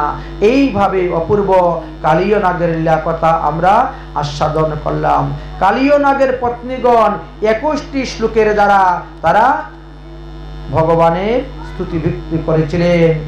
এইভাবে ভগবান শ্রীকৃষ্ণ কালীয়নাগকে বধ করার পরে যখন উঠলেন, সমস্ত শরীর ঠান্ডা হয়ে গেছে যমুনার জলে। সমস্ত সখাগণ তখন সূর্যদেবের স্তুতি করতে করেছেন, হে সূর্যদেব, তুমি 12 গুণ রূপে প্রকট হয়ে আমাদের সখার শরীর গরম করে দাও। আর তখন 12 জন সূর্য একসঙ্গে বৃন্দাবনে এসে প্রকট হলেন। 12 সূর্য একসঙ্গে তাপ দিলেন, ভগবান শ্রীকৃষ্ণের শরীর গরম করলেন। এই জন্য সেই টিলার নাম 12 আদিত্য টিলা। বৃন্দাবনে গেলে পরে 12 আদিত্য টিলা দেখবেন। মদন মোহন শ্রী বিগ্রহ সেখানে আছেন, মদন গোপাল বিগ্রহ অবস্থান করেছেন। অদ্বৈত প্রভুর দ্বারা যিনি প্রকট হয়েছিলেন, ওই টিলার নিচে অদ্বৈত বট আছে, অদ্বৈত প্রভু যেখানে বসে তপস্যা করেছিলেন। যাই হোক, এইভাবে ভগবান শ্রীকৃষ্ণ, কংস জানতে পারলেন যে আজকে কালীয়নাগ দমন করেছে কৃষ্ণ, আর এইসব করতে করতে সন্ধ্যা হয়ে গেছে, এই জন্য তারা বাড়ি ফিরে যায় নাই, সবাই বৃন্দাবনে যমুনার তীরে আছে। কংস তখন দাবানল পাঠাইয়ে দিলেন, আর সেই দাবানল গিয়ে উপস্থিত হলেন, পুরাতে শুরু করলেন। আর দাবানল দেখে ভগবান শ্রীকৃষ্ণ তখন সেই দাবানলকে ভক্ষণ করলেন। দাবানলকে ভক্ষণ করে আর এই দাবানলের হাত থেকে সবাইকে রক্ষা করলেন। এইবার শুরু হলো বেণুগীত। এইবার ভগবান শ্রীকৃষ্ণ বাঁশি বাজিয়ে সমস্ত গোপীদের মন জয় করতে শুরু করেছেন। বাঁশি বাজাচ্ছেন, বাঁশি বাজিয়ে বাজিয়ে ডাকতেছেন। বাঁশির সুর শব্দ শ্রবণ করে আর গোপীদের মন ঘরে থাকে না। বাঁশি রাধা রাধা বলে ডাকতেছে, গোপীদের নাম ধরে ডাকে, তাদের মন আর বসে না। রাধারানী বলছে, সর্বনাশ হয়ে গেছে, আমার নাম ধরে ডাকতেছে, লোকে শুনলে তো কত বড় লজ্জা পাবো। তাই তিনি বলছেন, মোহন হামারি মধুবন মে তুম আয়া না করো, জাদুবরি বাঁশুরি বাজায়া না করো। মোহন हमारी मधुबन में तुम आया ना करो, जादूगरी बांसुरी बजाया ना करो। ओ प्यारे जादूगरी बांसुरी बजाया ना करो। मोहन हमारी मधुबन में तुम आया ना करो, जादूगरी बांसुरी बजाया ना करो।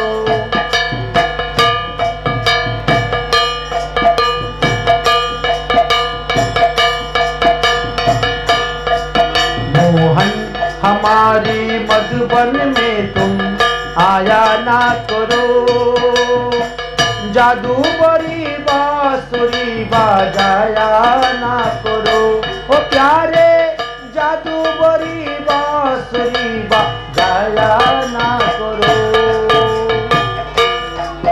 ফকিরা বলছে, কৃষ্ণ তো বাঁশি বাজাইবে, তবে কৃষ্ণের বাঁশির কিন্তু একটা গুণ আছে, যার যেমন কান সে কিন্তু তেমন শুনে।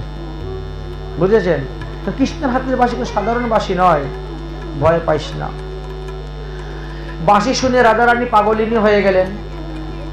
এইবার রাধারানী বলছে, সখীগণ, কৃষ্ণ যখন গোচারণে এসে বাঁশি বাজাচ্ছে, যে চল না আমরা একটু যাই, গিয়ে কৃষ্ণের সঙ্গে একটু দেখা করে আসি। তাহলে কি করতে হবে? তাহলে আমাদেরকে ছলনা করে যেতে হবে। তো কি ছলনা করব? চল যমুনায় জল আনার ছলনা করে আমরা যাব। ঠিক আছে। এবার যমুনায় জল আনার ছলনা করে সখীরা সব রওনা হয়েছেন। বেশ কয়েকজন সখী একত্রিত হয়ে রওনা হয়েছেন, যমুনায় গিয়ে জল আনলেন। ভগবান শ্রীকৃষ্ণ গোচারণ করতেছেন। দূর হইতে রাধারানী কৃষ্ণকে দর্শন করে বলে স্তম্ভিত, আর কৃষ্ণ রাধারানীকে দেখে স্তম্ভিত, একেবারে স্তম্ভিত হয়ে গেছেন। অর্থাৎ তাদের নয়নে নয়নে কথা হচ্ছে।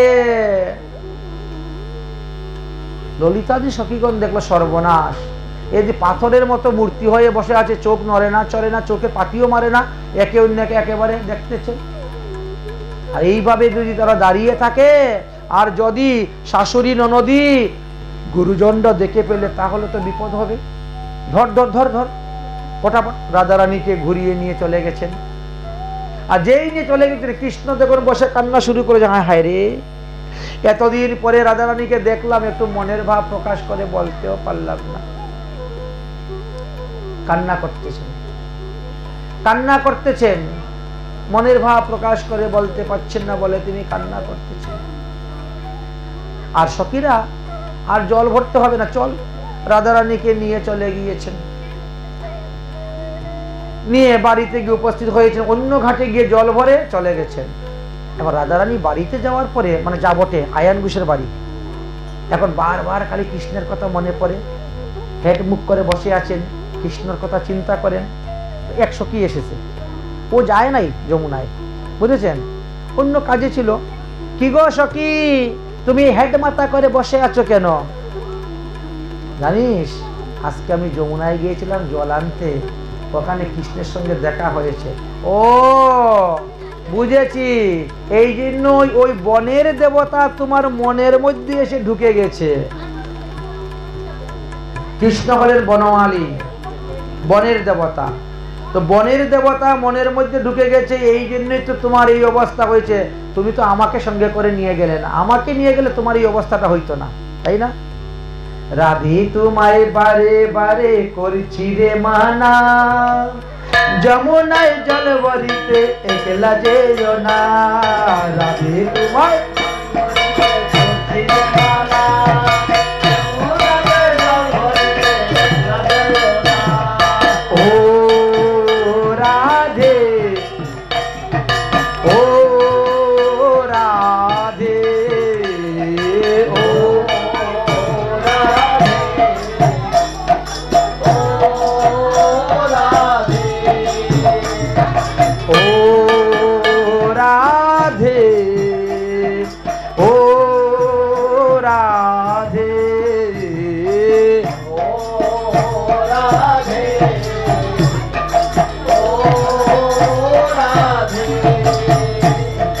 রাধে তোমায় বারে বারে করছি রে মানা, রাধে তোমায় বারে বারে করছি রে মানা, যমুনায় জল ভরিতে একলা যেও না। রাধে তোমায় বারে বারে করছি রে মানা, যমুনায় জল ভরিতে একলা যেও না। ও রাধে, ও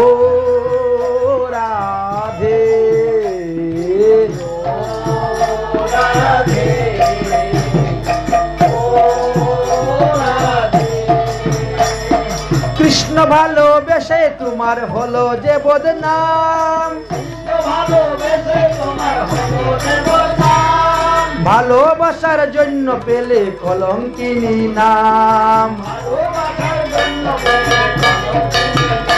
আয় ও রাধে, ও রাধে, রাধে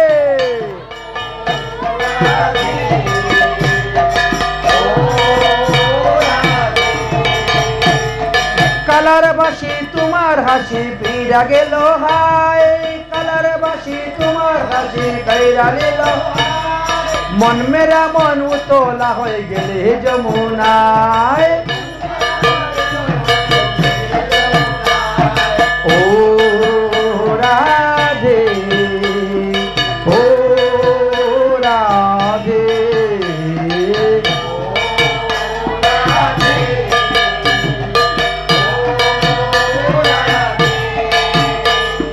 যার বাসিতে যমুনা জল উজান বয়ে যায়, ওরে ডাকলে বাসি রাধা রাধা ধরে থাকা দায়। ও রাধে ও রাধে,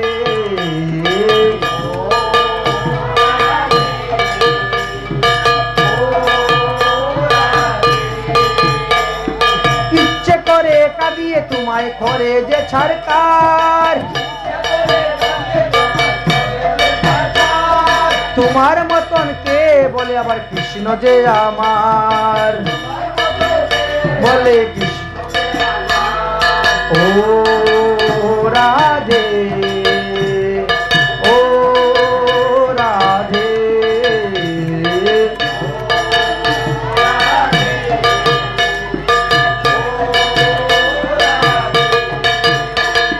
কৃষ্ণ ধনে ধনী তুমি, কৃষ্ণ তোমার প্রাণ, তাই তো নগরবাসী গায় তোমার জয় গান। ও রাধে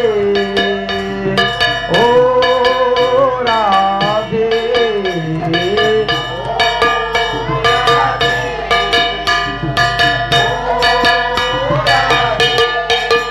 হায় রাধে তোমায় বারে বারে করছি রে মানা,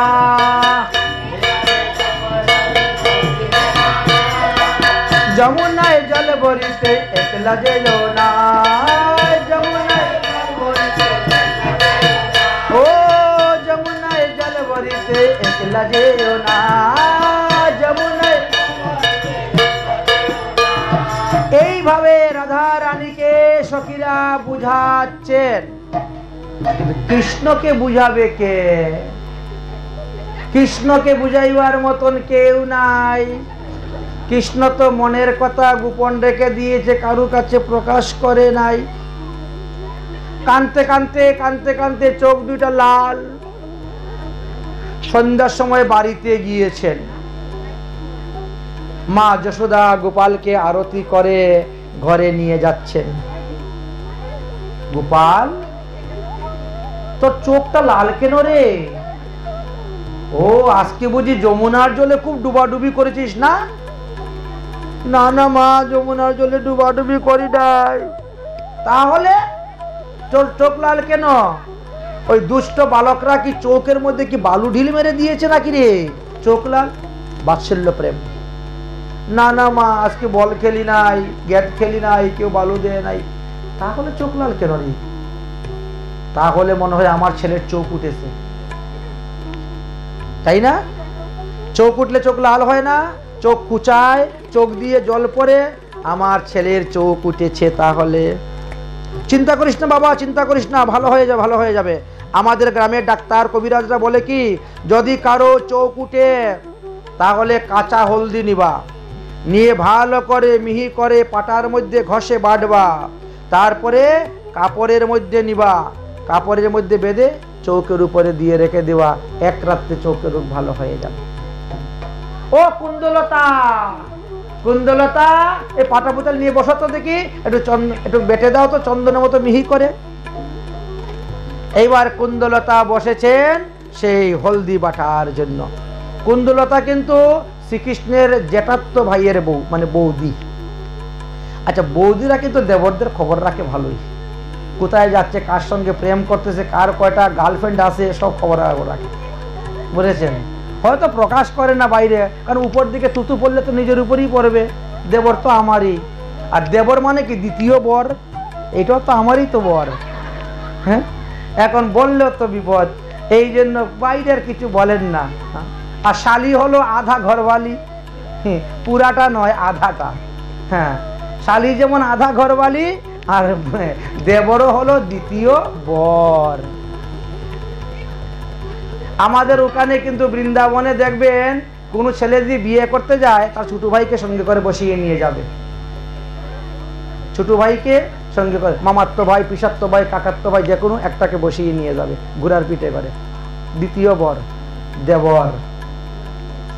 আচ্ছা, কুন্দলতা তো এখন শাশুড়ির কথা শুনে ভালো করে মিহিটি বেটে দিয়েছেন। কাকি শাশুড়ির কথা শুনতে হবে তো, একেবারে বেটে দিয়েছেন। বাৎসল্য ভ্রমের পরাকাষ্ঠা তো তিনি একেবারে কাপড়ের মধ্যে হলুদ নিয়েছেন, নিয়ে গোপাল এই দেখ দিব। হলুদ বর্ণের কাপড় দেখে হলুদ বর্ণ রাধারানীর কথা মনে পড়ে গেছে গোপালের, আরো ঝরঝর করে কান্না শুরু হয়ে গেছে।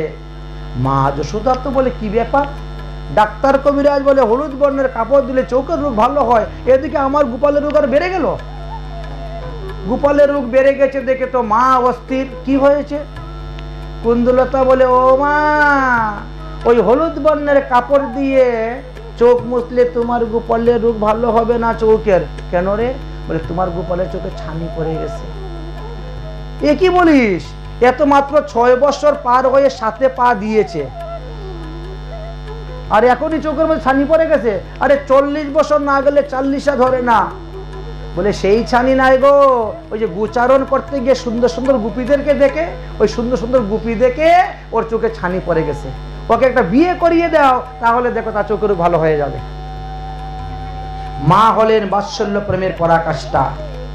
তিনি বলছেন এখনো সে হাত দিয়ে তুলে ভাত খায় না, এখনো সে আমার কুলচারা ঘুমায় না, আর তুই বলছিস তোকে বিয়ে করিয়ে দিব? হ্যাঁ, কারণ ভগবান শ্রীকৃষ্ণ তো এক একজনের কাছে এক এক রকম। মা যশোদার কাছে তো তিনি একেবারে শিশু, কিছু জানে না, আর গোপীদের সামনে একেবারে মদন মোহন, যে দেখে সেই পাগল হয়ে যায়। আর অসুরদের কাছে তো মহাভয়ঙ্কর জম, অসুররা দেখলে পরেই একেবারে অবস্থা। এই এক একজনের কাছে এক এক রকম, যার ভাব যেরকম ভগবান তার কাছে সেই রকম। এইভাবে ভগবান শ্রীকৃষ্ণ রওনা হয়েছেন। এইবার গোচারণে আসছেন পরের দিন, কদম গাছের নিচে বসে আছেন, খেলাধুলাতে মন নেই। সুবল এসেছে, কি ব্যাপার সখা, তোমার মনে এত কিসের দুঃখ? কেন তুমি খেলাধুলা করতেছ না? কেন তোমার ফুর্তি নেই? তখন বলছেন, ভাই কি আর বলবো, আমি যখন গোচারণ করতে আসি তখন আলতা পাহাড়ের উপর থেকে বেশ কিছু গোপীরা আমাকে দেখে, তার মধ্যে একটা গোপী খুব সুন্দর, আর ওই গোপীটা না, ওই গোপীর প্রেমে আমি পড়ে গেছি। এই জন্য আমার, আচ্ছা সেই গোপীর নাম কি তা তো জানি না। তখন রাধারানীর অঙ্গের বর্ণন করলেন, বুঝতে পারলেন, ও ঠিক আছে ঠিক আছে, তাহলে এই মিলনের ব্যবস্থা আমি করে দেব। যেটা সুবল মিলন পালা, ওই সুবল মিলনে এই দেখে সুবল তখনকার ওই গিয়ে রাধারানীর বেশ ধরে ঘরে ছিলেন, আর রাধারানী সুবলের ভেষ ধরে এসে গিয়ে গোবিন্দের সঙ্গে মিলন হয়েছিলেন। কিন্তু একজনের মনোবাসনা পূর্ণ হলো, বাকিদের তো হলো না। তাই সব গোপীরা বসে চিন্তা করছেন আমরা কিভাবে কৃষ্ণকে লাভ করতে পারবো। আচ্ছা, তখনই দেবী পূর্ণমাসী আসলেন। তিনি বললেন যে তোমরা এক কাজ করো, আমার কথা মতো একটা ব্রত যদি 1 মাস করতে পারো, তোমরা কৃষ্ণকে প্রাণপতি রূপে পাবে। হেমন্তকালে প্রথম মাসে নন্দগোপ কুমারিকা, অগ্রায়ণ মাসে তোমাদেরকে একটা ব্রত করতে হবে, কাত্যায়নী ব্রত। এই ব্রত করবা, করে তোমরা বলবা কাত্যায়নী মহামায়ে মহামায় যোগিনীশ্বরী নন্দগোপ সুতং দেবী পতিমে কুরুতেং নমঃ ইতি মন্ত্র জপত্বা পূজা চক্র কুমারিকা। এই মন্ত্র জপ করলেই কৃষ্ণ তোমাদের স্বামী হয়ে যাবেন। 1 মাস প্রতিদিন ঘুমের থেকে উঠে গিয়েই যমুনায় স্নান করবা, স্নান করে বসে যাও, আর এই মন্ত্র জপ, এই মন্ত্রে পূজা, কাত্যায়নী উপাসনা করো, কৃষ্ণ পেয়ে যাবে। গোপীরা 1 মাস ব্যাপী এইভাবে পূজা করলেন। ভগবান শ্রীকৃষ্ণ চিন্তা করছেন এবার গোপীদের মনোবাসনা পূর্ণ করতে হবে, আমাকে স্বামী রূপে পাওয়ার জন্য তারা ব্রত করতেছে। তাই ভগবান শ্রীকৃষ্ণ রওনা হয়েছেন। গিয়ে দেখেন এরা সব বস্ত্র রেখে দিয়ে উলঙ্গ অবস্থায় গিয়ে স্নান করতেছে যমুনায় জলে। আরে এত ভুল করতেছে, কারণ যমুনা এই যে জল, তীর্থ জল, পবিত্র জল, এই তীর্থের জলে উলঙ্গ হয়ে স্নান করা নিষিদ্ধ আছে। তাহলে তো এখন ঝিকে মেরে বউকে শিখাতে হবে নিজের লোককে। তখন তিনি কোনো বস্ত্রগুলাকে চুরি করে নিয়ে চলে গেলেন শাস্তি দেওয়ার জন্য। এরা কতক্ষণ জলে স্নান করার পরে এবার জল থেকে উঠে দেখে বস্ত্র নাই, আবার জলের মধ্যে পড়ে গেছে। সর্বনাশ, আমাদের বস্ত্রকে নিয়ে গেছে রে। এখানে তো কেউ কোনোদিন আসে নাই, বস্ত্রকে নিয়ে গেল। কে নিয়ে গেল? কেমনে ঘুরতে ঘুরতে হঠাৎ থেকে ওই কদম্ব গাছের উপরে ডালের মধ্যে কি সুন্দর করে বস্ত্রগুলো সাজিয়ে রাখানো আছে। আরে আমাদের বস্ত্র কদম্বশালায় কে নিয়ে চলে গেল? দেখতে দেখতে দেখে শ্রীকৃষ্ণ, কৃষ্ণ এই কাজটা তুমি ভালো করো নাই, তুমি আমাদের বস্ত্র হরণ করে কেড়ে নিয়েছো, আমাদের বস্ত্র আমাদেরকে দিয়ে দাও, না হলে কিন্তু আমরা নন্দ বাবার কাছে গিয়ে বিচার দিব। যাও যাও যাও যাও। এখন যাবে কেমন করে উঠে? জল থেকে উঠতে পারে না, ভয় দেখাচ্ছে। আমরা মথুরায় গিয়ে কংসের কাছে বিচার, যাও উঠো, যাও দেখি বিচার দিতে গিয়ে। আরেক গোপী বলছে এই ওরকম বললে তো বস্ত্র পাবোই না, বরং তাকে আদর আপ্যায়ন করে ভালোবাসা দিয়ে বলে বস্ত্রটা আদায় করতে হবে। কৃষ্ণ আমরা তোমার দাসী, তুমি আমাদের প্রভু, প্রভু হয়ে দাসীকে দুঃখ দেওয়া তো কর্তব্য নয়। দেখো এই শীতের সময় আমরা যমুনার জলে আছি, খটখট করে কাঁপতেছি, আমাদের বস্ত্রগুলা দিয়ে দাও, তুমি তো আমাদের স্বামী, তুমি তো আমাদের প্রভু, আমরা তো তোমার দাসী, বস্ত্রগুলা দিয়ে দাও। ভগবান বলছেন দাসীর কর্তব্য হলো তার মালিকের আদেশ পালন করা, তাই না? কর্মচারীর আদেশ হলো মালিকের আদেশ পালন করা। তোমরা যখন দাসী বলতেছ, তাহলে আমি আদেশ করতেছি এক একজন করে উঠে আসো আমার কাছে আর বলো এইটা আমার শাড়ি, এই নাও, এইটা আমার শাড়ি। না আমরা সবাই যেতে পারবো না, সব ছোট যেটা ওকে পাঠাবো।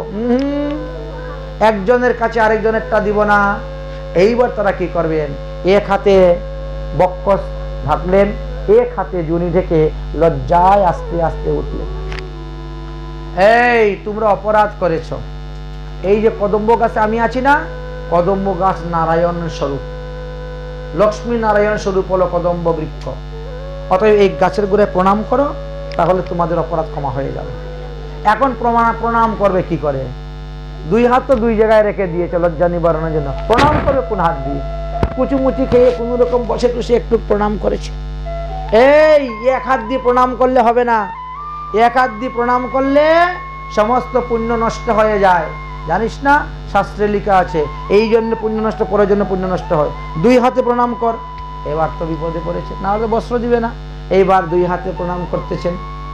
দুই হাতে প্রণাম করতে যাও কৃষ্ণর দিকে পিছন দিয়ে, কৃষ্ণকে পিছন দিয়ে। কৃষ্ণ বলছে এইবার আমার এই গাছটাকে 4 বার পরিক্রমা করো, কীর্তন করে করে হাততালি দিয়ে, তবে তোমাদের বস্ত্র দিব। কারণ হলো লজ্জা, ঘৃণা, লজ্জা, ভয় 3 থাকিতে নয়। ভগবানের ভজন করতে গেলে এই 3টা থাকলে হবে না। ভগবান এই লজ্জারূপী বস্ত্রকে হরণ করে নিলেন। জীবাত্মা পরমাত্মার সঙ্গে মিলন করতে গেলে ওখানে মায়ার পর্দা থাকলে হবে না। এই পর্দাটাই হলো কাপড়, মায়ার পর্দা। যতক্ষণ মায়ার পর্দা থাকবে ততক্ষণ জীবাত্মা পরমাত্মাকে দেখতে পাবে না। এই যে ঘরের মধ্যে দরজার মধ্যে পর্দা দেন না আপনারা, পর্দা দিলে কি হয়? বাইরের থেকে দেখা যায় না ভিতরে কে আছে। ঠিক তেমনি ভাবে এই জীবাত্মার পরমাত্মার মধ্যে যদি মায়ার পর্দা পড়ে যায়, তাহলে জীবাত্মা কোনোদিনও পরমাত্মাকে দেখতেও পারবে না, তার ইঙ্গিতও বুঝতে পারবে না। এই মায়ার পর্দাটা ভগবান সরিয়ে নিলেন। তখন তারা প্রসন্ন হয়ে গেলেন, বস্ত্র পেয়ে গেলেন। এবার তারা সবাই লজ্জা ভেঙে গেল। কেউ কৃষ্ণের গলা জড়িয়ে ধরতেছে, কেউ কৃষ্ণকে বক্ষ জড়িয়ে ধরতেছে, কেউ হাত ধরে টানতেছে, কেউ বসন ধরে টানতেছে কৃষ্ণের। কৃষ্ণ তুমি আমাদের সঙ্গে নাচো। নাচবো নাচবো, তোদের সঙ্গে নাচবো। তোদের সঙ্গে নাচবো কি? তোদের সঙ্গে রাসলীলা করব আমি, মহারাস লীলা করব আমি তোদের সঙ্গে। তবে এখন নয়, আগামী শরৎকালের পূর্ণিমা তিথিতে। আগামী শরৎকালের পূর্ণিমা তিথিতে আমি তোদের সঙ্গে রাসলীলা করব, চিন্তা করিস না, যা। তাদেরকে কথা দিয়ে তাদেরকে বিদায় দিয়ে দিলেন। ভগবান শ্রীকৃষ্ণ রওনা হলেন। ওর উপরে নাচতে পারবা না? ও ঠিক আছে। এইবার ভগবান শ্রীকৃষ্ণ গেলেন কোথায়? বৃন্দাবনের ভাতৃল নামক স্থান স্ত্রীবনে। ক্ষুধা লেগেছে, তাই পাঠালেন সখাদেরকে। সখারা গিয়ে বললেন, আর তারা বলার পরে যজ্ঞ পত্নীগণ অন্ন নিয়ে আসলেন। ভগবান শ্রীকৃষ্ণকে অন্ন ভোজন করাইলেন। ভগবান শ্রীকৃষ্ণ অন্ন খেয়ে আনন্দ হয়ে এবার বাড়ির দিকে রওনা হয়েছেন। বাড়ির দিকে রওনা হয়েছেন। এবার অরে গুষ্ট হইতে ফিরে আইলা গোপাল গুণমণি, গুষ্ট হইতে ফিরে আইলা গোপাল গুণমণি, গোপাল গুণমণি মায়ের কৃষ্ণ গুণমণি, গোপাল গুণমণি মায়ের কৃষ্ণ গুণমণি। আগে ধেনু পাছে কানু, আগে ধেনু পাছে কানু ধাইয়া চলিলা, আগে ধেনু পাছে কানু ধাইয়া চলিলা। ওরে একে একে লক্ষ ধেনু রোহিণী বান্ধিলা,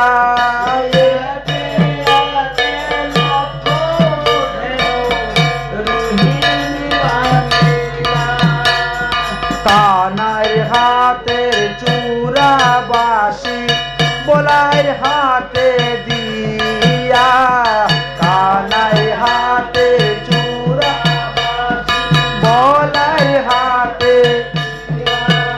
ওরে জননী প্রণাম করণ ভূমিতে পড়িয়া, করণ ভূমিতে পড়িয়া। ওরে জননী প্রণাম করণ ভূমিতে পড়িয়া,